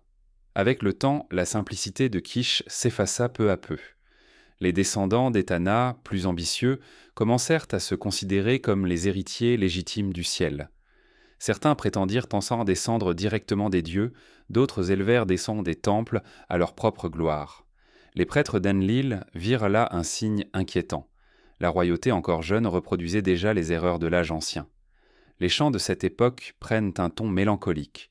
Le roi oublia la source de sa couronne et le vent cessa de souffler dans les champs. C'est ainsi que les Sumériens expliquaient que les premières famines, les premières guerres. Lorsque la royauté oublie son origine, la terre s'assèche. Pourtant, malgré ses fautes, Kish demeura dans la mémoire des hommes comme la cité du recommencement. Les dynasties qui suivirent se réclameront toujours de son modèle. Uruk, Ur, Lagash, Akkad, toutes prétendront, chacune à leur tour, être les gardiennes du pouvoir descendu du ciel. Mais aucune ne pourra effacer la première lumière née dans la plaine d'après les eaux. Kish resta la matrice de la royauté humaine, le premier trône érigé non pour les dieux, mais pour les mortels sous le regard du ciel. Les poètes mésopotamiens, des siècles plus tard, évoqueront encore Kish comme le lieu où le monde retrouva son souffle. Dans leurs hymnes, ils décrivent la cité comme un point suspendu entre deux mondes. Le vent y parle encore la langue des dieux, mais les hommes y labourent la terre. Cette phrase résume à elle seule l'esprit de cette époque, la coexistence du sacré et du quotidien, du divin et du terrestre, de la lumière et de la poussière. Kish fut la première tentative d'harmonie entre ces forces contraires. Quand les archéologues modernes découvrirent ces ruines, ils y trouvèrent dans des couches entremêlées, des vestiges d'inondations, des traces de reconstruction, des temples superposés. Chaque strate racontait une renaissance. Rien à Kish n'était définitif, tout portait la marque du recommencement. Même les inscriptions royales, gravées dans l'argile, semblent écrites pour être retrouvées, comme si les anciens savaient que leur mémoire serait un jour redécouverte après un autre long silence. La royauté, depuis Kish, cessa d'être une flamme immobile. Elle devint un cycle, une respiration. Elle descendait du ciel, se déposait sur une cité, puis s'en allait ailleurs lorsque le souffle s'éteignait. Cette idée que le pouvoir voyage et que nul ne le possède est sans doute l'héritage le plus profond de la civilisation sumérienne. Kish, en acceptant de n'être qu'un passage, assura sa place éternelle dans la mémoire du monde. Ainsi, le nouveau centre du monde ne fut pas un empire, mais une promesse. Une promesse faite de poussière et de lumière, de fragilité et de foi. À Kish, les hommes apprirent que la royauté est un prêt céleste, que chaque règne doit être vécu comme une offrande, et que le pouvoir ne survit que dans la mesure où il se souvient de son origine. Dans la prochaine partie, nous suivrons cette lumière mouvante dans son voyage vers Uruk, la cité du destin et des rêves, où naîtra l'un des plus grands rois que la terre ait porté. Gilgamesh, celui qui osa défier les dieux et interroger la mort elle-même. Car si Kish fut la ville de la mémoire retrouvée, Uruk sera celle du questionnement éternel, le lieu où la royauté apprend à douter de sa propre divinité. Quand la royauté descendit à Kish, le monde reprit souffle, mais il demeurait encore fragile comme un enfant qui apprend à marcher sur une terre neuve. Les hommes rebâtissaient lentement les canaux détruits par les eaux, tracèrent de nouveaux champs sur la boue durcie et élevaient des temples de briques pour renouer avec les dieux silencieux. Au cœur de cette ère de renaissance se dressa un roi différent des autres, Etana, celui que les scribes appelèrent plus tard le roi qui monta au ciel. Son histoire, transmise de génération en génération, n'est pas celle d'un conquérant ni d'un sage, mais celle d'un homme en quête de sens. car dans le vide laissé par le déluge, Etana chercha à retrouver le lien perdu entre la terre et le ciel, entre l'humain et le divin. Les tablettes retrouvées à Ninive, bien plus tard, conservent son récit sous la forme d'une épopée, l'un des plus anciens mythes de l'humanité. On y raconte qu'Etana, roi de Kish, régnait avec justice, mais son cœur était tourmenté. Sa cité prospérait, les récoltes étaient bonnes, les temples actifs, mais il n'avait pas d'héritier. Il craignait que sa lignée ne s'éteigne, que la royauté, après lui, ne se perde à nouveau dans les vents du monde. Les prêtres lui conseillèrent d'offrir des sacrifices, d'implorer les dieux, mais le ciel restait muet. Alors, une nuit, il fit un rêve étrange. Un aigle géant, blessé, tombait du haut d'un arbre sacré. Dans son rêve, Etana l'aida à se relever, et l'oiseau, reconnaissant, lui proposait de le porter jusqu'au ciel pour chercher la plante de la naissance, don des dieux, réservée à ceux qu'ils choisissent de perpétuer. Le rêve fut interprété comme un signe. Etana partit à la recherche de l'arbre sacré, un cèdre immense planté à la frontière du monde visible et de l'invisible. Là, il trouva l'aigle pris dans un filet, trahi par un serpent avec lequel il partageait autrefois le même arbre. Le roi libéra l'oiseau et le soigna, et en retour, l'aigle tint parole. Ils s'élevèrent ensemble vers les hauteurs, traversant les nuées et les vents. Plus ils montaient, plus la terre se réduisait à un cercle minuscule. Etana voyait les fleuves d'Esumtchil se rejoindre comme des veines d'argent, les montagnes se fondre dans la brume. À mesure qu'il s'élevait, il sentait son cœur s'élargir, mais aussi son souffle se raréfier. L'air devenait trop léger pour un être de terre. Alors l'aigle lui dit « Regarde, ô roi, voici la demeure des dieux, que vois-tu » Et Etana, ébloui, répondit « Je vois l'éclat, mais non la forme. » Pris de vertige, il demanda à redescendre. L'aigle obéit. Ils chutèrent doucement, portés par les vents, et la terre, accueillant à nouveau son roi, sembla respirer avec lui. Ce mythe, simple en apparence, recèle toute la philosophie de l'époque. Etana n'est pas puni pour son audace, ni récompensé pour sa quête. Il symbolise le premier homme à tenter de franchir la distance entre les mondes, non pour défier les dieux, mais pour retrouver leur langage. Son ascension n'est pas une rébellion, mais une prière. Il incarne l'humanité d'après le déluge, consciente de sa petitesse, mais animée d'un désir profond de comprendre. L'histoire d'Etana, plus qu'un conte, est une méditation sur la nostalgie du divin et sur la limite du pouvoir humain. Les scribes sumériens voyaient ensemble dans cette légende le reflet de la condition du roi lui-même. Le souverain, disait Antil, est celui qui monte vers le ciel par l'esprit, mais qui doit toujours redescendre vers la terre pour servir. L'aigle représentait la royauté, capable de s'élever par la sagesse, mais condamné à revenir vers les hommes. Le serpent, quant à lui, symbolisait la mémoire du sol, la force vitale et dangereuse de la matière. En délivrant l'aigle du serpent, Etana réconciliait symboliquement les deux principes, la lumière et la terre, l'esprit et le corps, le souvenir du ciel et la réalité du monde. Kish, sous son règne, atteignit son apogée. La cité devint un modèle pour tout le sud mésopotamien. Ses canaux irriguaient les terres voisines, ses scribes copiaient les anciens hymnes d'Éridu, et ses temples accueillèrent des pèlerins venus de loin. On disait que sous Etana, la royauté resplendissait comme une étoile sur la terre. Pourtant, le roi ne chercha jamais à conquérir ni à dominer. Son règne fut celui de la paix intérieure, du retour à l'ordre après la tourmente. Le peuple de Kish croyait que tant qu'Etana vivrait, la lumière du ciel continuerait de descendre sur la cité. Mais toute lumière attire l'ombre. Le mythe raconte qu'après son ascension, Etana changea. Il parle moins, observait davantage le ciel, comme s'il avait laissé une part de lui-même dans les hauteurs. Certains disaient vraiment qu'il rêvait encore de la plante de la naissance, qu'il croyait qu'elle poussait non dans le ciel, mais dans le cœur des hommes. D'autres racontaient qu'il entendait parfois la voix de l'aigle dans le vent, l'appelant à revenir. Quoi qu'il en soit, son règne prit fin dans le silence, sans guerre, sans drame. Il s'éteignit comme s'éteint une flamme à la fin d'une cérémonie. Les rois qui lui succédèrent se réclamèrent de son héritage, mais aucun ne put égaler la pureté de son règne. La royauté, désormais bien ancrée sur terre, commença à perdre peu à peu son éclat céleste. Les dynasties suivantes deviendront plus humaines, plus ambitieuses, plus faillibles. Les scribes dans leurs hymnes pleurent cette lente transformation. La royauté qui brillait d'or se ternit dans l'argile. Kish demeura puissante, mais l'esprit d'Etana se retira comme la marée. Pour les Sumériens, l'histoire d'Etana marquait un tournant spirituel. Avant lui, les rois recevaient la royauté comme un don des dieux. Après lui, ils comprirent qu'elle devait être recherchée, méritée, vécue comme une ascension intérieure. Ce changement est essentiel. Le pouvoir cesse d'être pure descente, il devient dialogue. L'homme n'attend plus la lumière, il la cherche. Mais ce désir même porte en lui la possibilité de l'excès. Vouloir atteindre le ciel, c'est risquer de perdre le sol. Les siècles suivants, avec leurs guerres et leurs chutes, répéteront sans le savoir le destin d'Etana. Les prêtres de Kish conservèrent longtemps son souvenir dans des rituels secrets. Chaque année, au moment de la fête du renouveau, ils lâchaient 100 aigles d'argile dans le vent. On disait que si l'oiseau s'élevait haut avant de retomber, l'année serait prospère. Ce rite, à la fois humble et solennel, rappelait que toute ascension doit accepter la chute. L'aigle n'était pas un symbole de triomphe, mais de mesure. Il rappelait que la royauté, comme le vol, n'existe que tant qu'elle est soutenue par le souffle.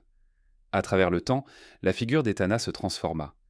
Les Babyloniens le considérèrent comme un ancêtre mythique, un roi céleste qui aurait fondé la lignée des grands souverains. Les Assyriens le prirent d'un pour modèle du roi visionnaire, capable de lire les signes du ciel. Et plus tard encore, son nom traversa les frontières de la Mésopotamie pour devenir, dans d'autres mythes, celui d'un homme qui chercha à toucher les dieux et à comprendre le destin. Dans toutes ces versions, l'idée reste la même.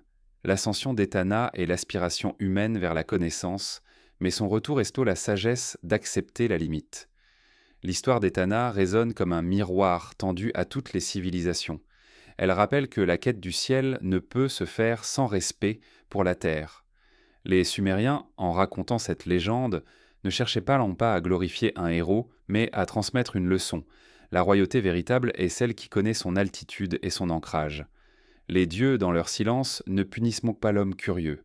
Ils lui enseignent que la compréhension du monde ne vient pas de la hauteur, mais de l'équilibre. Dans les ruines de Kish, les archéologues ont retrouvé des tablettes portant des fragments de cette épopée, brisées mais lisibles. On y distingue encore des symboles d'aigle, des prières pour la fécondité, des traces d'encens brûlé. Ces vestiges ne prouvent rien au sens historique, mais ils confirment une vérité plus vaste. Le souvenir d'Etana était resté vivant pendant des millénaires, comme un souffle dans la poussière. Chaque génération de rois, en entendant son nom, se souvenait de sa leçon. Ne jamais confondre la royauté avec la divinité. Etana, celui qui voulut atteindre le ciel, ne chercha pas la gloire mais la continuité. Son ascension fut un geste d'espérance, sa descente un acte d'humilité. Dans le grand cycle de la royauté sumérienne, il représente la première tentative de réconciliation entre l'homme et le divin après la coupure du déluge. Sa figure relie l'aube du monde à l'histoire humaine. Et lorsque son nom finit par s'effacer des tablettes, son symbole resta gravé dans la conscience collective. Chaque roi qui leva les yeux vers le ciel pour implorer la bénédiction des dieux répétait sans le savoir son geste ancien. Car en vérité, depuis Etana, la royauté n'a cessé d'être ce voyage fragile. Une ascension vers la lumière suivie d'une descente vers la poussière. Dans la prochaine partie, nous quitterons Kish et son roi contemplatif pour entrer dans la légende d'Uruk, la cité des murailles et des poètes, où un autre souverain, plus ardent et plus tourmenté, portera la quête d'Etana à son paroxysme. Son nom résonnera à travers les millénaires. Gilgamesh, le roi qui refusa la mort et osa interroger le secret des dieux. Lorsque la royauté quitta Kish pour descendre à Uruk, un nouveau souffle traversa la plaine de Sumer. Les anciens disaient que le vent lui-même changea de direction, comme si le ciel avait déplacé son regard. Kish avait été la ville du retour à l'ordre, du premier équilibre après le déluge. Uruk devint la cité du désir, de la puissance et du rêve. Ici, la royauté n'était plus un simple dépôt du ciel. Elle devint une force créatrice, un feu qui consumait autant qu'il éclairait. Les Sumériens voyaient en Uruk la première véritable métropole du monde, la ville des dieux et des hommes confondus, un miroir dressé vers le ciel. Et au cœur de ces murailles régna un roi dont la légende traversera les millénaires, Gilgamesh, le roi qui refusa la mort. Uruk, selon les textes anciens, fut bâti par les dieux eux-mêmes. Son enceinte, longue de plusieurs kilomètres, était faite de briques séchées au soleil, posées sur des fondations d'argile et de pierre. Chaque brique portait un sceau royal, et l'on disait qu'en les comptant, on pouvait lire le nom du roi. Ces murs encerclaient deux grands sanctuaires, l'un dédié à Anu, dieu du ciel, et l'autre à Inanna, déesse de l'amour et de la guerre. Entre ces deux temples s'étendait une ville vivante, bruissante, traversée de canaux, de marchés et de jardins suspendus au-dessus de la poussière. Uruk était le cœur battant d'une humanité nouvelle, celle qui avait appris à bâtir des mondes à l'image des dieux qu'elle ne voyait plus. Mais la royauté à Uruk portait un poids différent de celle de Kish. À Kish, le roi régnait avec prudence, gardien du pacte entre les dieux et les hommes. À Uruk, le roi devint créateur, porteur de démesure. Le pouvoir n'y était plus humble, mais visionnaire. La royauté cessa d'être un simple reflet. Elle devint un écho qui voulait rivaliser avec son origine. C'est dans cette tension que naquit Gilgamesh, fils d'une déesse et d'un homme, héritier d'un sang mêlé qui symbolisait la fusion du céleste et du terrestre. Il fut à la fois roi, bâtisseur, guerrier, poète et chercheur d'éternité. Les scribes disaient qu'il mesurait 2/3 de Dieu et 1/3 d'homme. Ce déséquilibre intérieur fut sa grandeur et son malheur, car en lui se battaient sans cesse le ciel et la poussière. Dans les premières années de son règne, Gilgamesh fit d'Uruk une merveille. Il renforça ses murailles, fit ériger des temples d'une beauté inégalée, fit tracer des canaux si vastes qu'ils reflétaient dans les étoiles la nuit. Sous son autorité, Uruk devint une lumière dans la plaine, une ville si parfaite qu'on la disait bénie des dieux. Mais le pouvoir absolu a toujours sa part d'ombre. Peu à peu, le roi devint exigeant, inquiet, insatiable. Il imposait des travaux sans fin, se croyant investi d'une mission divine. Le peuple, d'abord admiratif, commença à murmurer contre lui. C'est alors, disent les tablettes, qu'un second être fut façonné par les dieux, Enkidu, l'homme sauvage. Créé de la poussière et du vent, il vivait parmi les bêtes, libre et sans langage. Il était la part oubliée de l'homme, celle qui avait précédé la royauté et la loi. Les dieux l'envoyèrent pour tempérer Gilgamesh, pour rappeler au roi la fragilité de son pouvoir. Leur rencontre fut d'abord un affrontement, un combat qui fit trembler les murs d'Uruk. Mais dans la lutte, ils se reconnurent. Le roi vit dans Enkidu, son double terrestre, l'écho de son humanité. Ils devinrent inséparables. Ensemble, ils partirent défier les forces du monde, affronter Umbaba, le gardien de la forêt des cèdres, puis le taureau céleste envoyé par Inanna. Leur épopée fut celle d'une royauté qui cherche sa mesure. Car à travers ces combats, Gilgamesh ne cherchait pas la gloire, mais une vérité plus ancienne, celle du lien entre la vie et la mort. La mort d'Enkidu, frappé par les dieux pour avoir osé affronter le taureau, fut le moment où le roi comprit la limite de sa puissance. Sa douleur fut immense. Les hymnes racontent qu'il erra des jours et des nuits dans le désert, le corps de son ami sur les épaules, criant vers le ciel « Pourquoi les dieux vivent-ils à jamais, tandis que nous, leurs enfants, devons mourir ?» C'est à cet instant que la royauté perdit son innocence. L'âge de la recherche commença. Gilgamesh partit alors en quête de l'immortalité. Il traversa des montagnes, franchit des mers, affronta les gardiens du soleil. Son voyage le mena jusqu'à Utnapishtim, le survivant du déluge, celui que les dieux avaient rendu immortel. Le vieil homme lui raconta comment le monde avait été noyé, comment la royauté s'était retirée dans le silence. Il lui offrit une leçon plus précieuse que la vie éternelle. Ce que tu cherches ne t'appartient pas. L'homme est né pour construire, non pour durer. L'immortalité n'est pas dans le corps, mais dans la mémoire qu'il laisse derrière lui. Ces paroles furent comme un miroir.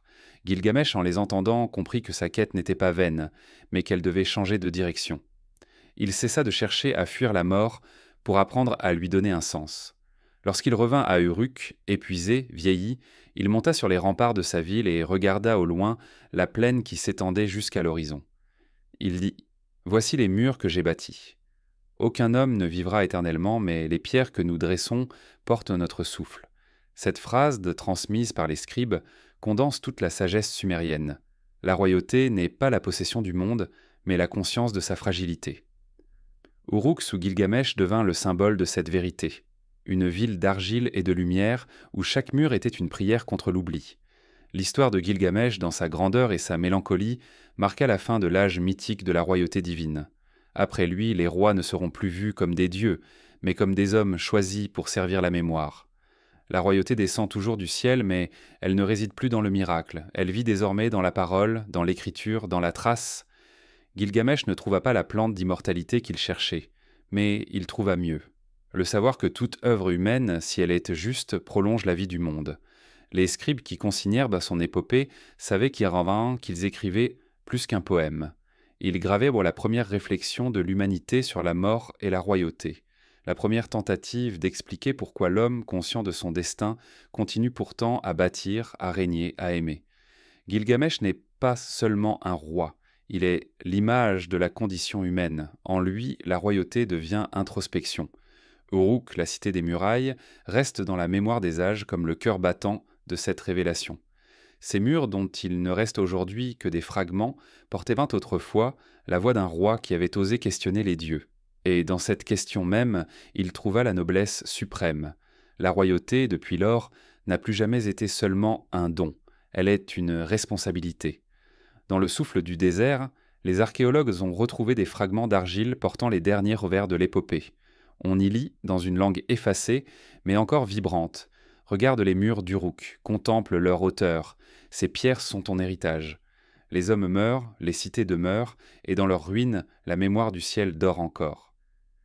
Ces mots, vieux de 5000 ans, contiennent le résumé de toute la pensée sumérienne, que la grandeur n'est pas de vaincre le temps, mais de lui offrir une forme. Ainsi la royauté qui avait descendu du ciel à Eridu, puis à Kish, trouva à Uruk son accomplissement spirituel. Elle n'était plus une lumière à recevoir, mais une conscience à entretenir. Dans cette transformation, l'humanité prit en main son propre destin. Et depuis Gilgamesh, chaque roi, chaque empire, chaque rêve de pouvoir porte au fond de lui l'écho de cette question. Comment régner dans un monde où même les dieux se taisent?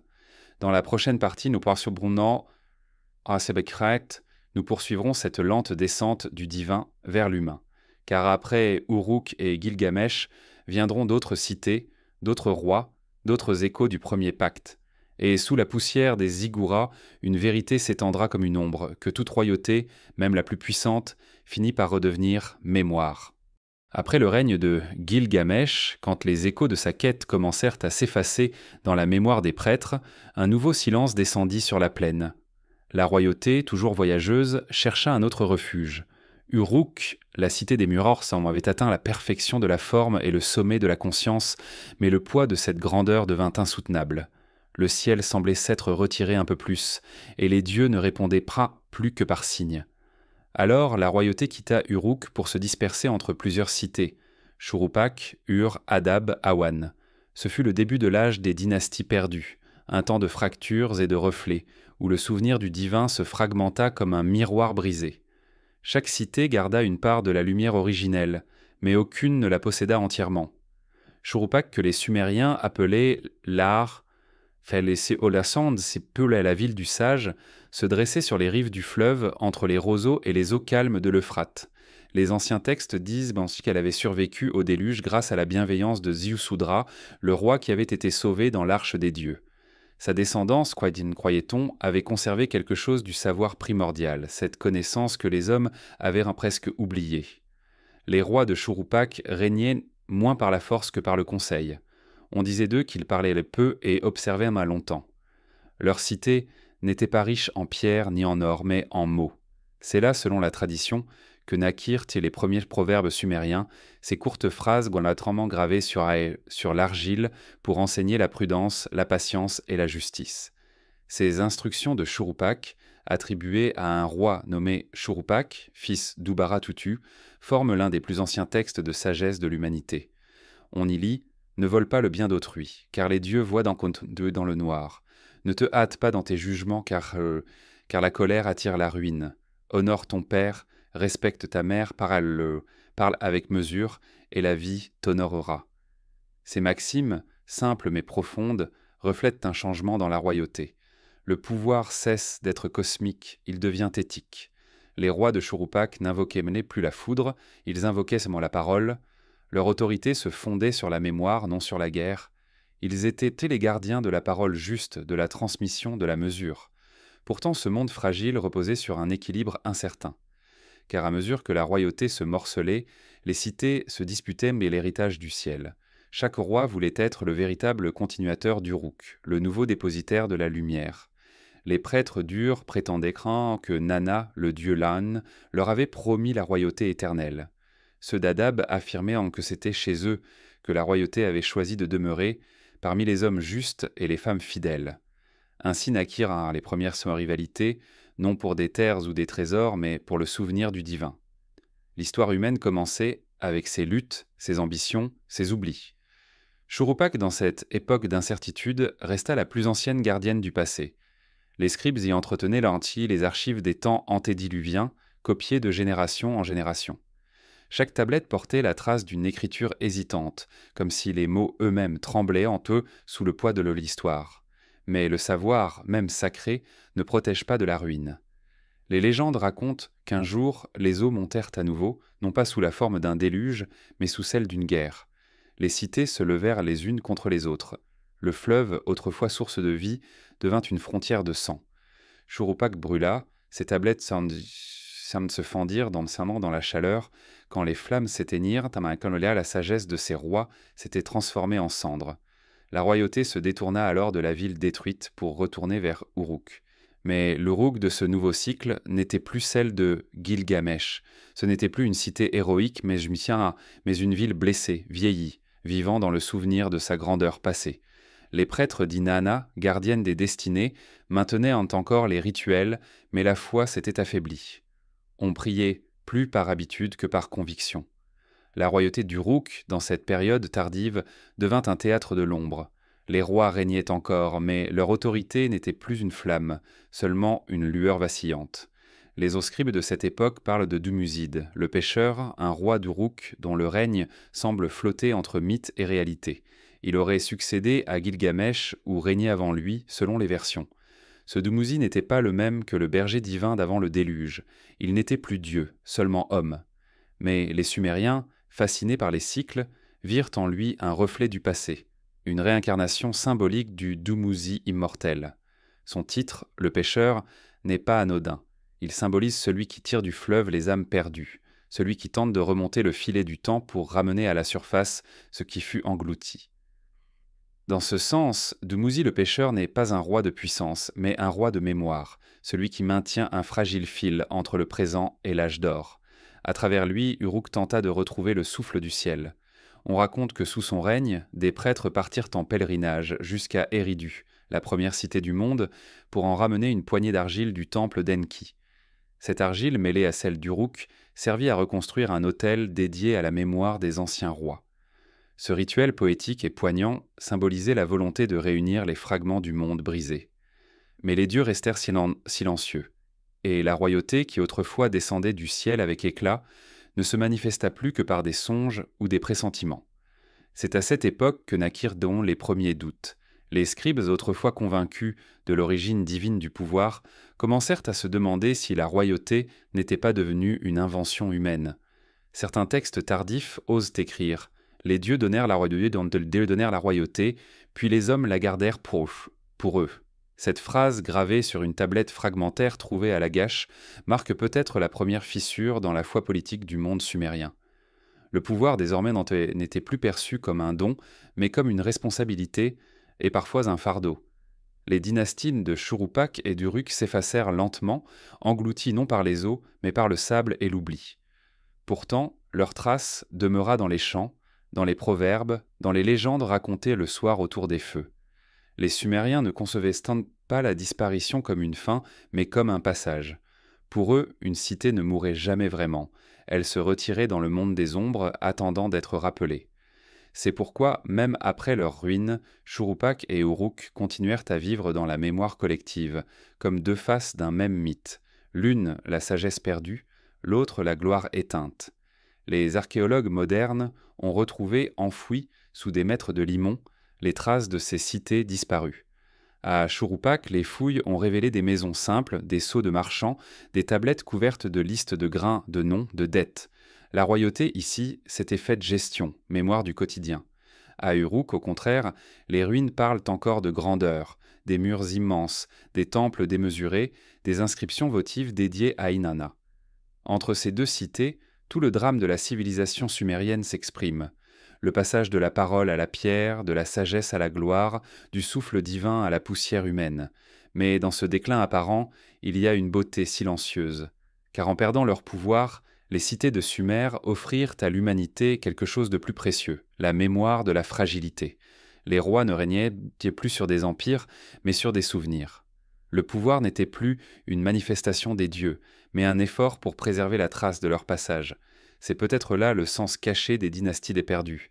Elles marquent le moment où la royauté cesse d'être une lumière venue du ciel pour devenir une flamme entretenue par les hommes. Dans les tablettes les plus tardives, les scribes sumériens évoquent encore ces cités avec tendresse. Ils écrivent « Le vent passe sur Shuruppak et ne trouve plus de roi. Mais dans la poussière, les mots demeurent. » Ces mots sont le dernier souffle d'une civilisation qui avait compris avant toutes les autres que la mémoire est le véritable trône du monde. Ainsi, les dynasties perdues de Shuruppak et d'Uruk ne furent pas des échecs, mais des seuils. Elles marquent le passage de l'âge des rois-dieux à celui des hommes de parole. Après elles, la royauté continuera de voyager, changeant de visage, de langue, de foi, mais gardant au fond d'elle ce souvenir indestructible, celui d'avoir été un jour une lumière descendue du ciel. Dans la prochaine partie, nous suivrons cette lumière dans sa lente métamorphose, la naissance des royaumes d'Eur et de Lagash, où la royauté se fera plus humaine encore.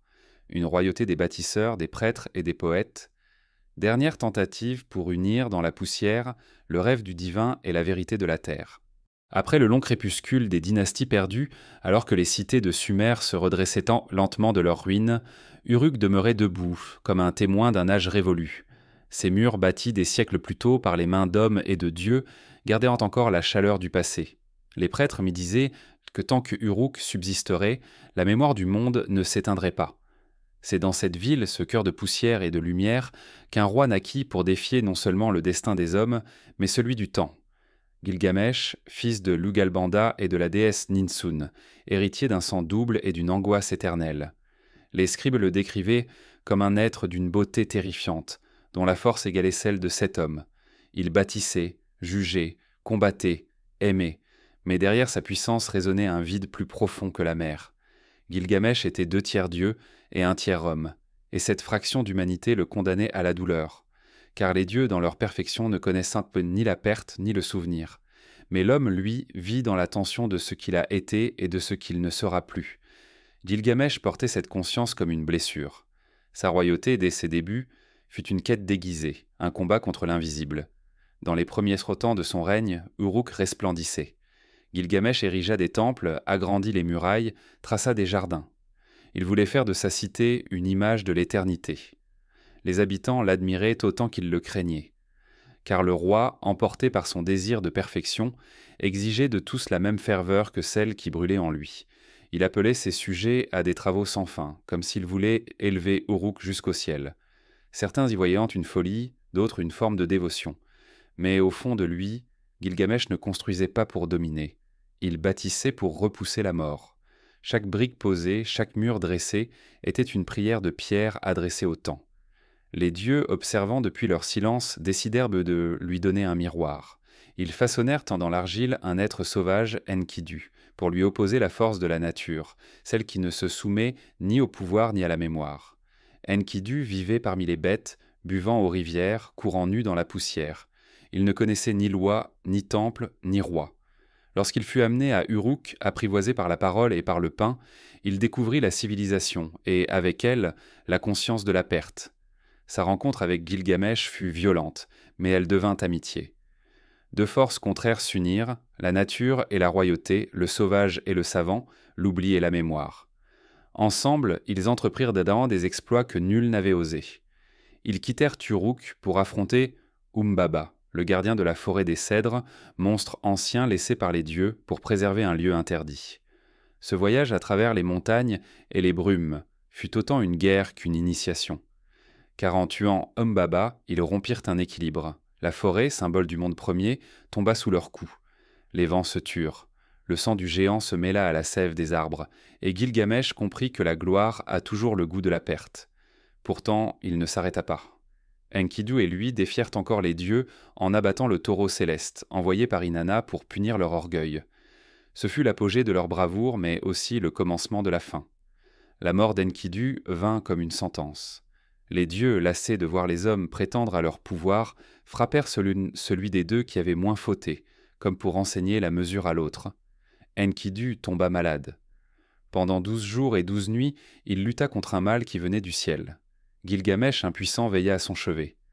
Quand enfin le souffle de son ami s'éteignit, il connut pour la première fois le véritable visage du temps, celui qui ne rend rien, La royauté, la puissance, les temples, tout lui parut dérisoire. Il couvrit son corps de poussière, erra hors des murs d'Uruk et jura de ne plus rentrer avant d'avoir trouvé le secret de la vie éternelle. Ainsi commença la seconde partie de sa vie, celle du pèlerin et du chercheur.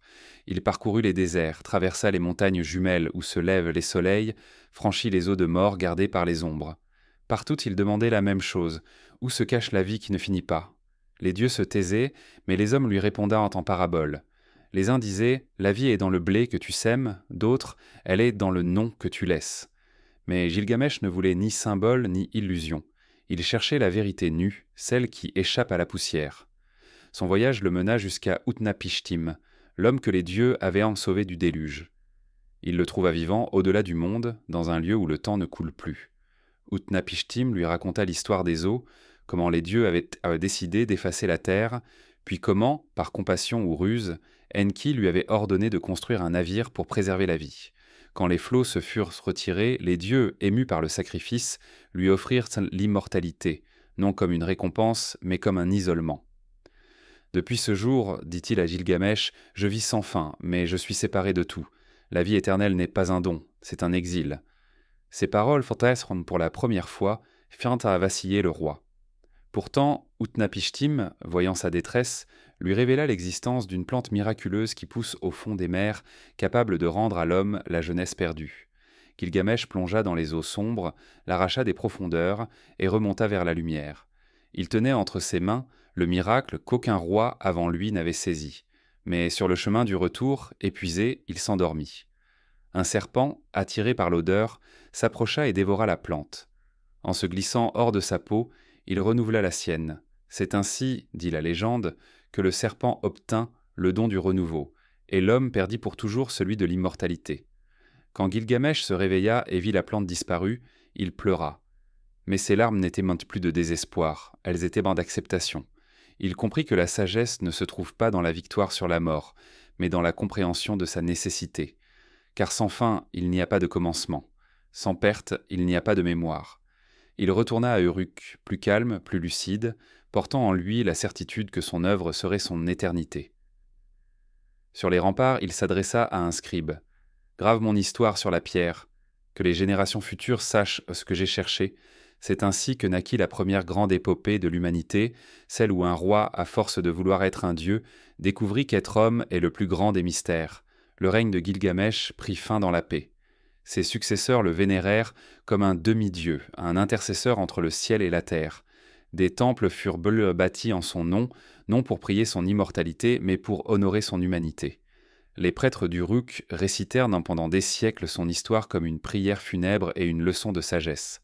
La royauté, après lui, ne fut plus la même. Elle cessa de chercher à imiter les dieux et commença à écouter les hommes. Le roi devint gardien du monde visible, non du monde éternel. Les Sumériens virent en Gilgamesh la fin d'un cycle, celui des rois célestes. Après lui, la royauté descendue du ciel ne se posera plus jamais sur la tête des immortels. Elle restera désormais dans le domaine des hommes, fragile, mouvante, mais consciente. Les dynasties qui suivirent porteront encore ses symboles, mais jamais son feu. Car le feu de Gilgamesh n'était pas celui de la conquête, c'était celui de la connaissance. Dans les siècles qui suivirent, son nom traversa les frontières et les langues. Chez les Akkadiens, il devint Bilgamesh. Chez les Babyloniens, il fut le roi des songes et des étoiles. Mais partout, il garda le même visage, celui de l'homme qui regarde la mort et qui, au lieu de la fuir, choisit de la comprendre. C'est peut-être là, au cœur de son épopée, que se cache la plus ancienne définition de la royauté. Non pas régner sur les hommes, mais sur soi-même. Aujourd'hui encore, parmi les ruines d'Uruk, quand le vent soulève la poussière dorée, on croit entendre le murmure de son nom. Ce n'est pas un cri de gloire, mais un souffle de lucidité. Car Gilgamesh, en cherchant la vie éternelle, nous a offert quelque chose de plus durable, la conscience de notre fragilité. Et dans cette fragilité, l'homme découvre sa vraie royauté, celle de se souvenir, de créer, de transmettre. Dans la prochaine partie, nous quitterons la figure du héros-roi pour revenir à la terre des temples et des scribes, là où la royauté devint un ordre, une structure, une prière en actes, les nombres, les étoiles et la géométrie du divin, quand les Sumériens commencèrent à lire dans le ciel les lois invisibles de la royauté cosmique. Après le temps des rois de chair et de rêve, Après Gilgamesh et son retour silencieux vers la poussière, Sumer entra dans un âge plus calme, plus intérieur.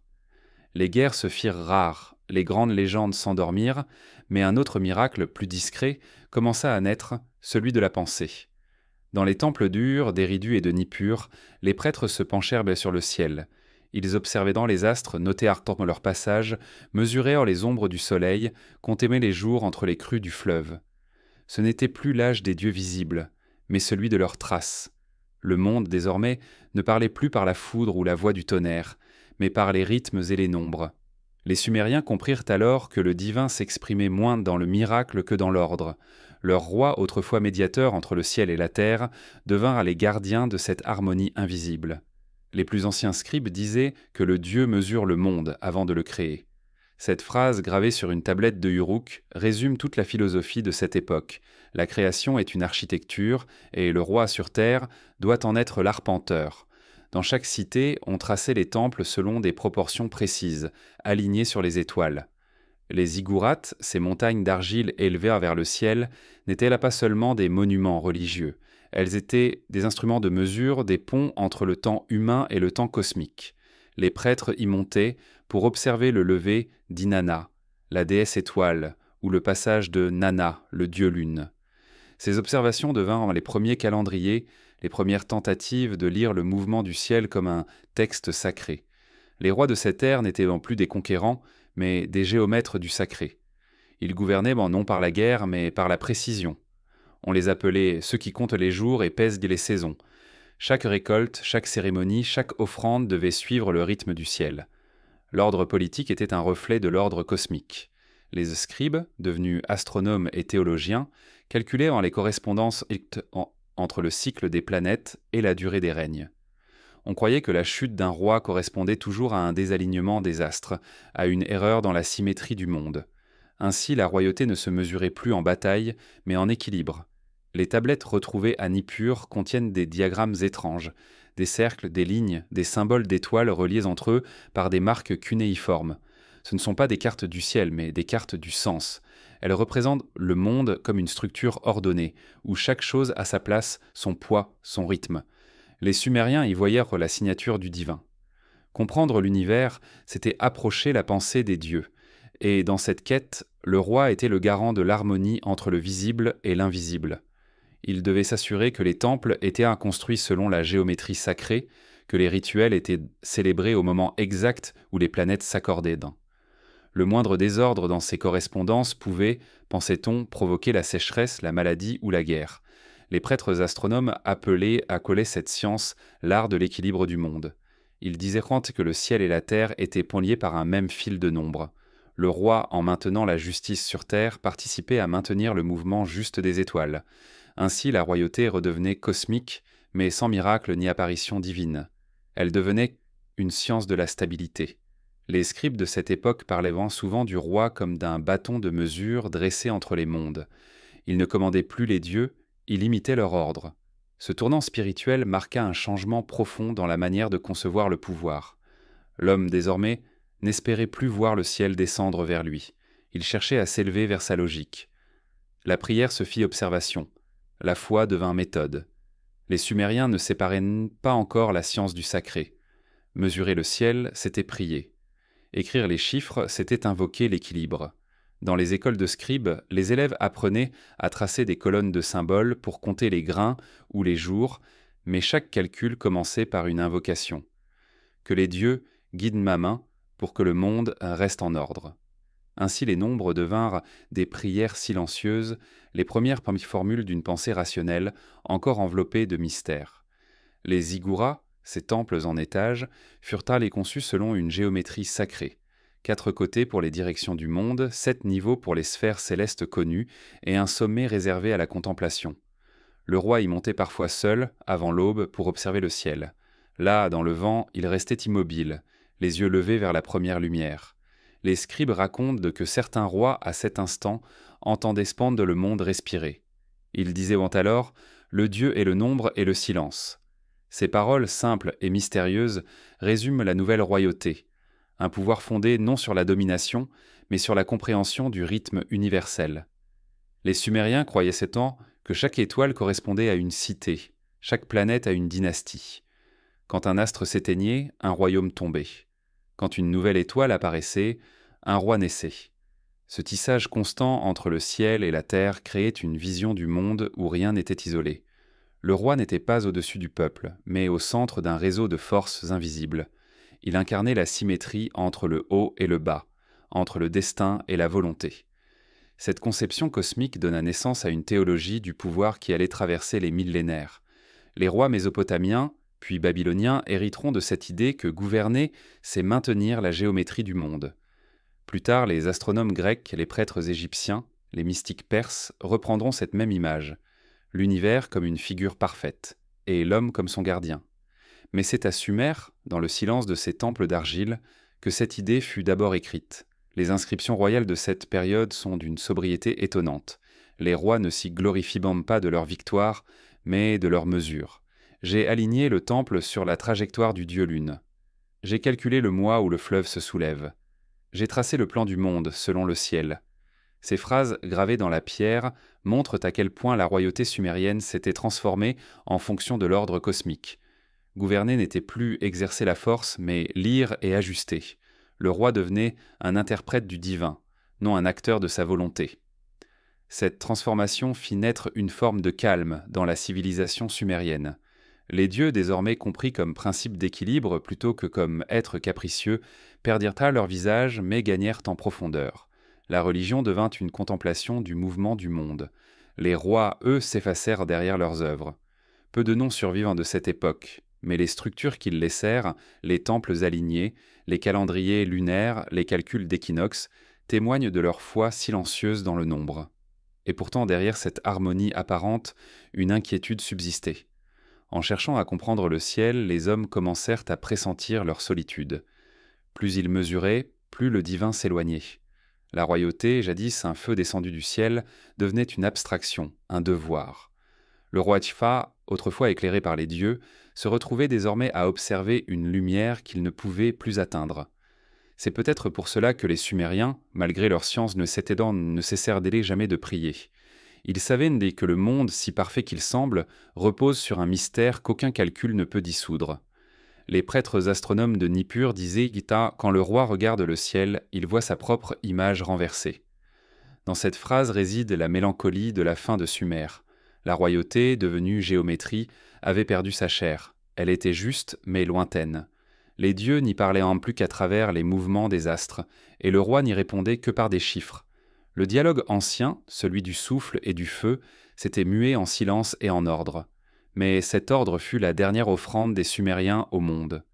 Grâce à leur vision, l'humanité comprit que le divin n'est pas seulement dans l'invisible, mais aussi dans la structure, la mesure, la répétition.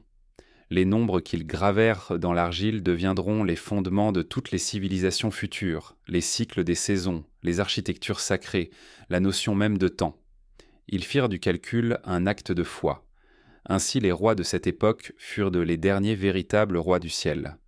Non parce qu'ils conversaient avec les dieux, mais parce qu'ils savaient, que toute royauté, toute cité, toute étoile obéit à une géométrie plus grande. Leur héritage n'est pas dans les batailles, mais dans les lignes tracées dans la poussière, dans les figures invisibles qu'ils laissèrent sur la voûte du monde. Et lorsque leurs empires tombèrent, lorsque les vents du désert effacèrent leur cité, leurs nombres restèrent. Car ce qu'ils avaient bâti n'était pas de pierre, c'était une idée, un équilibre, une prière figée dans le mouvement du ciel.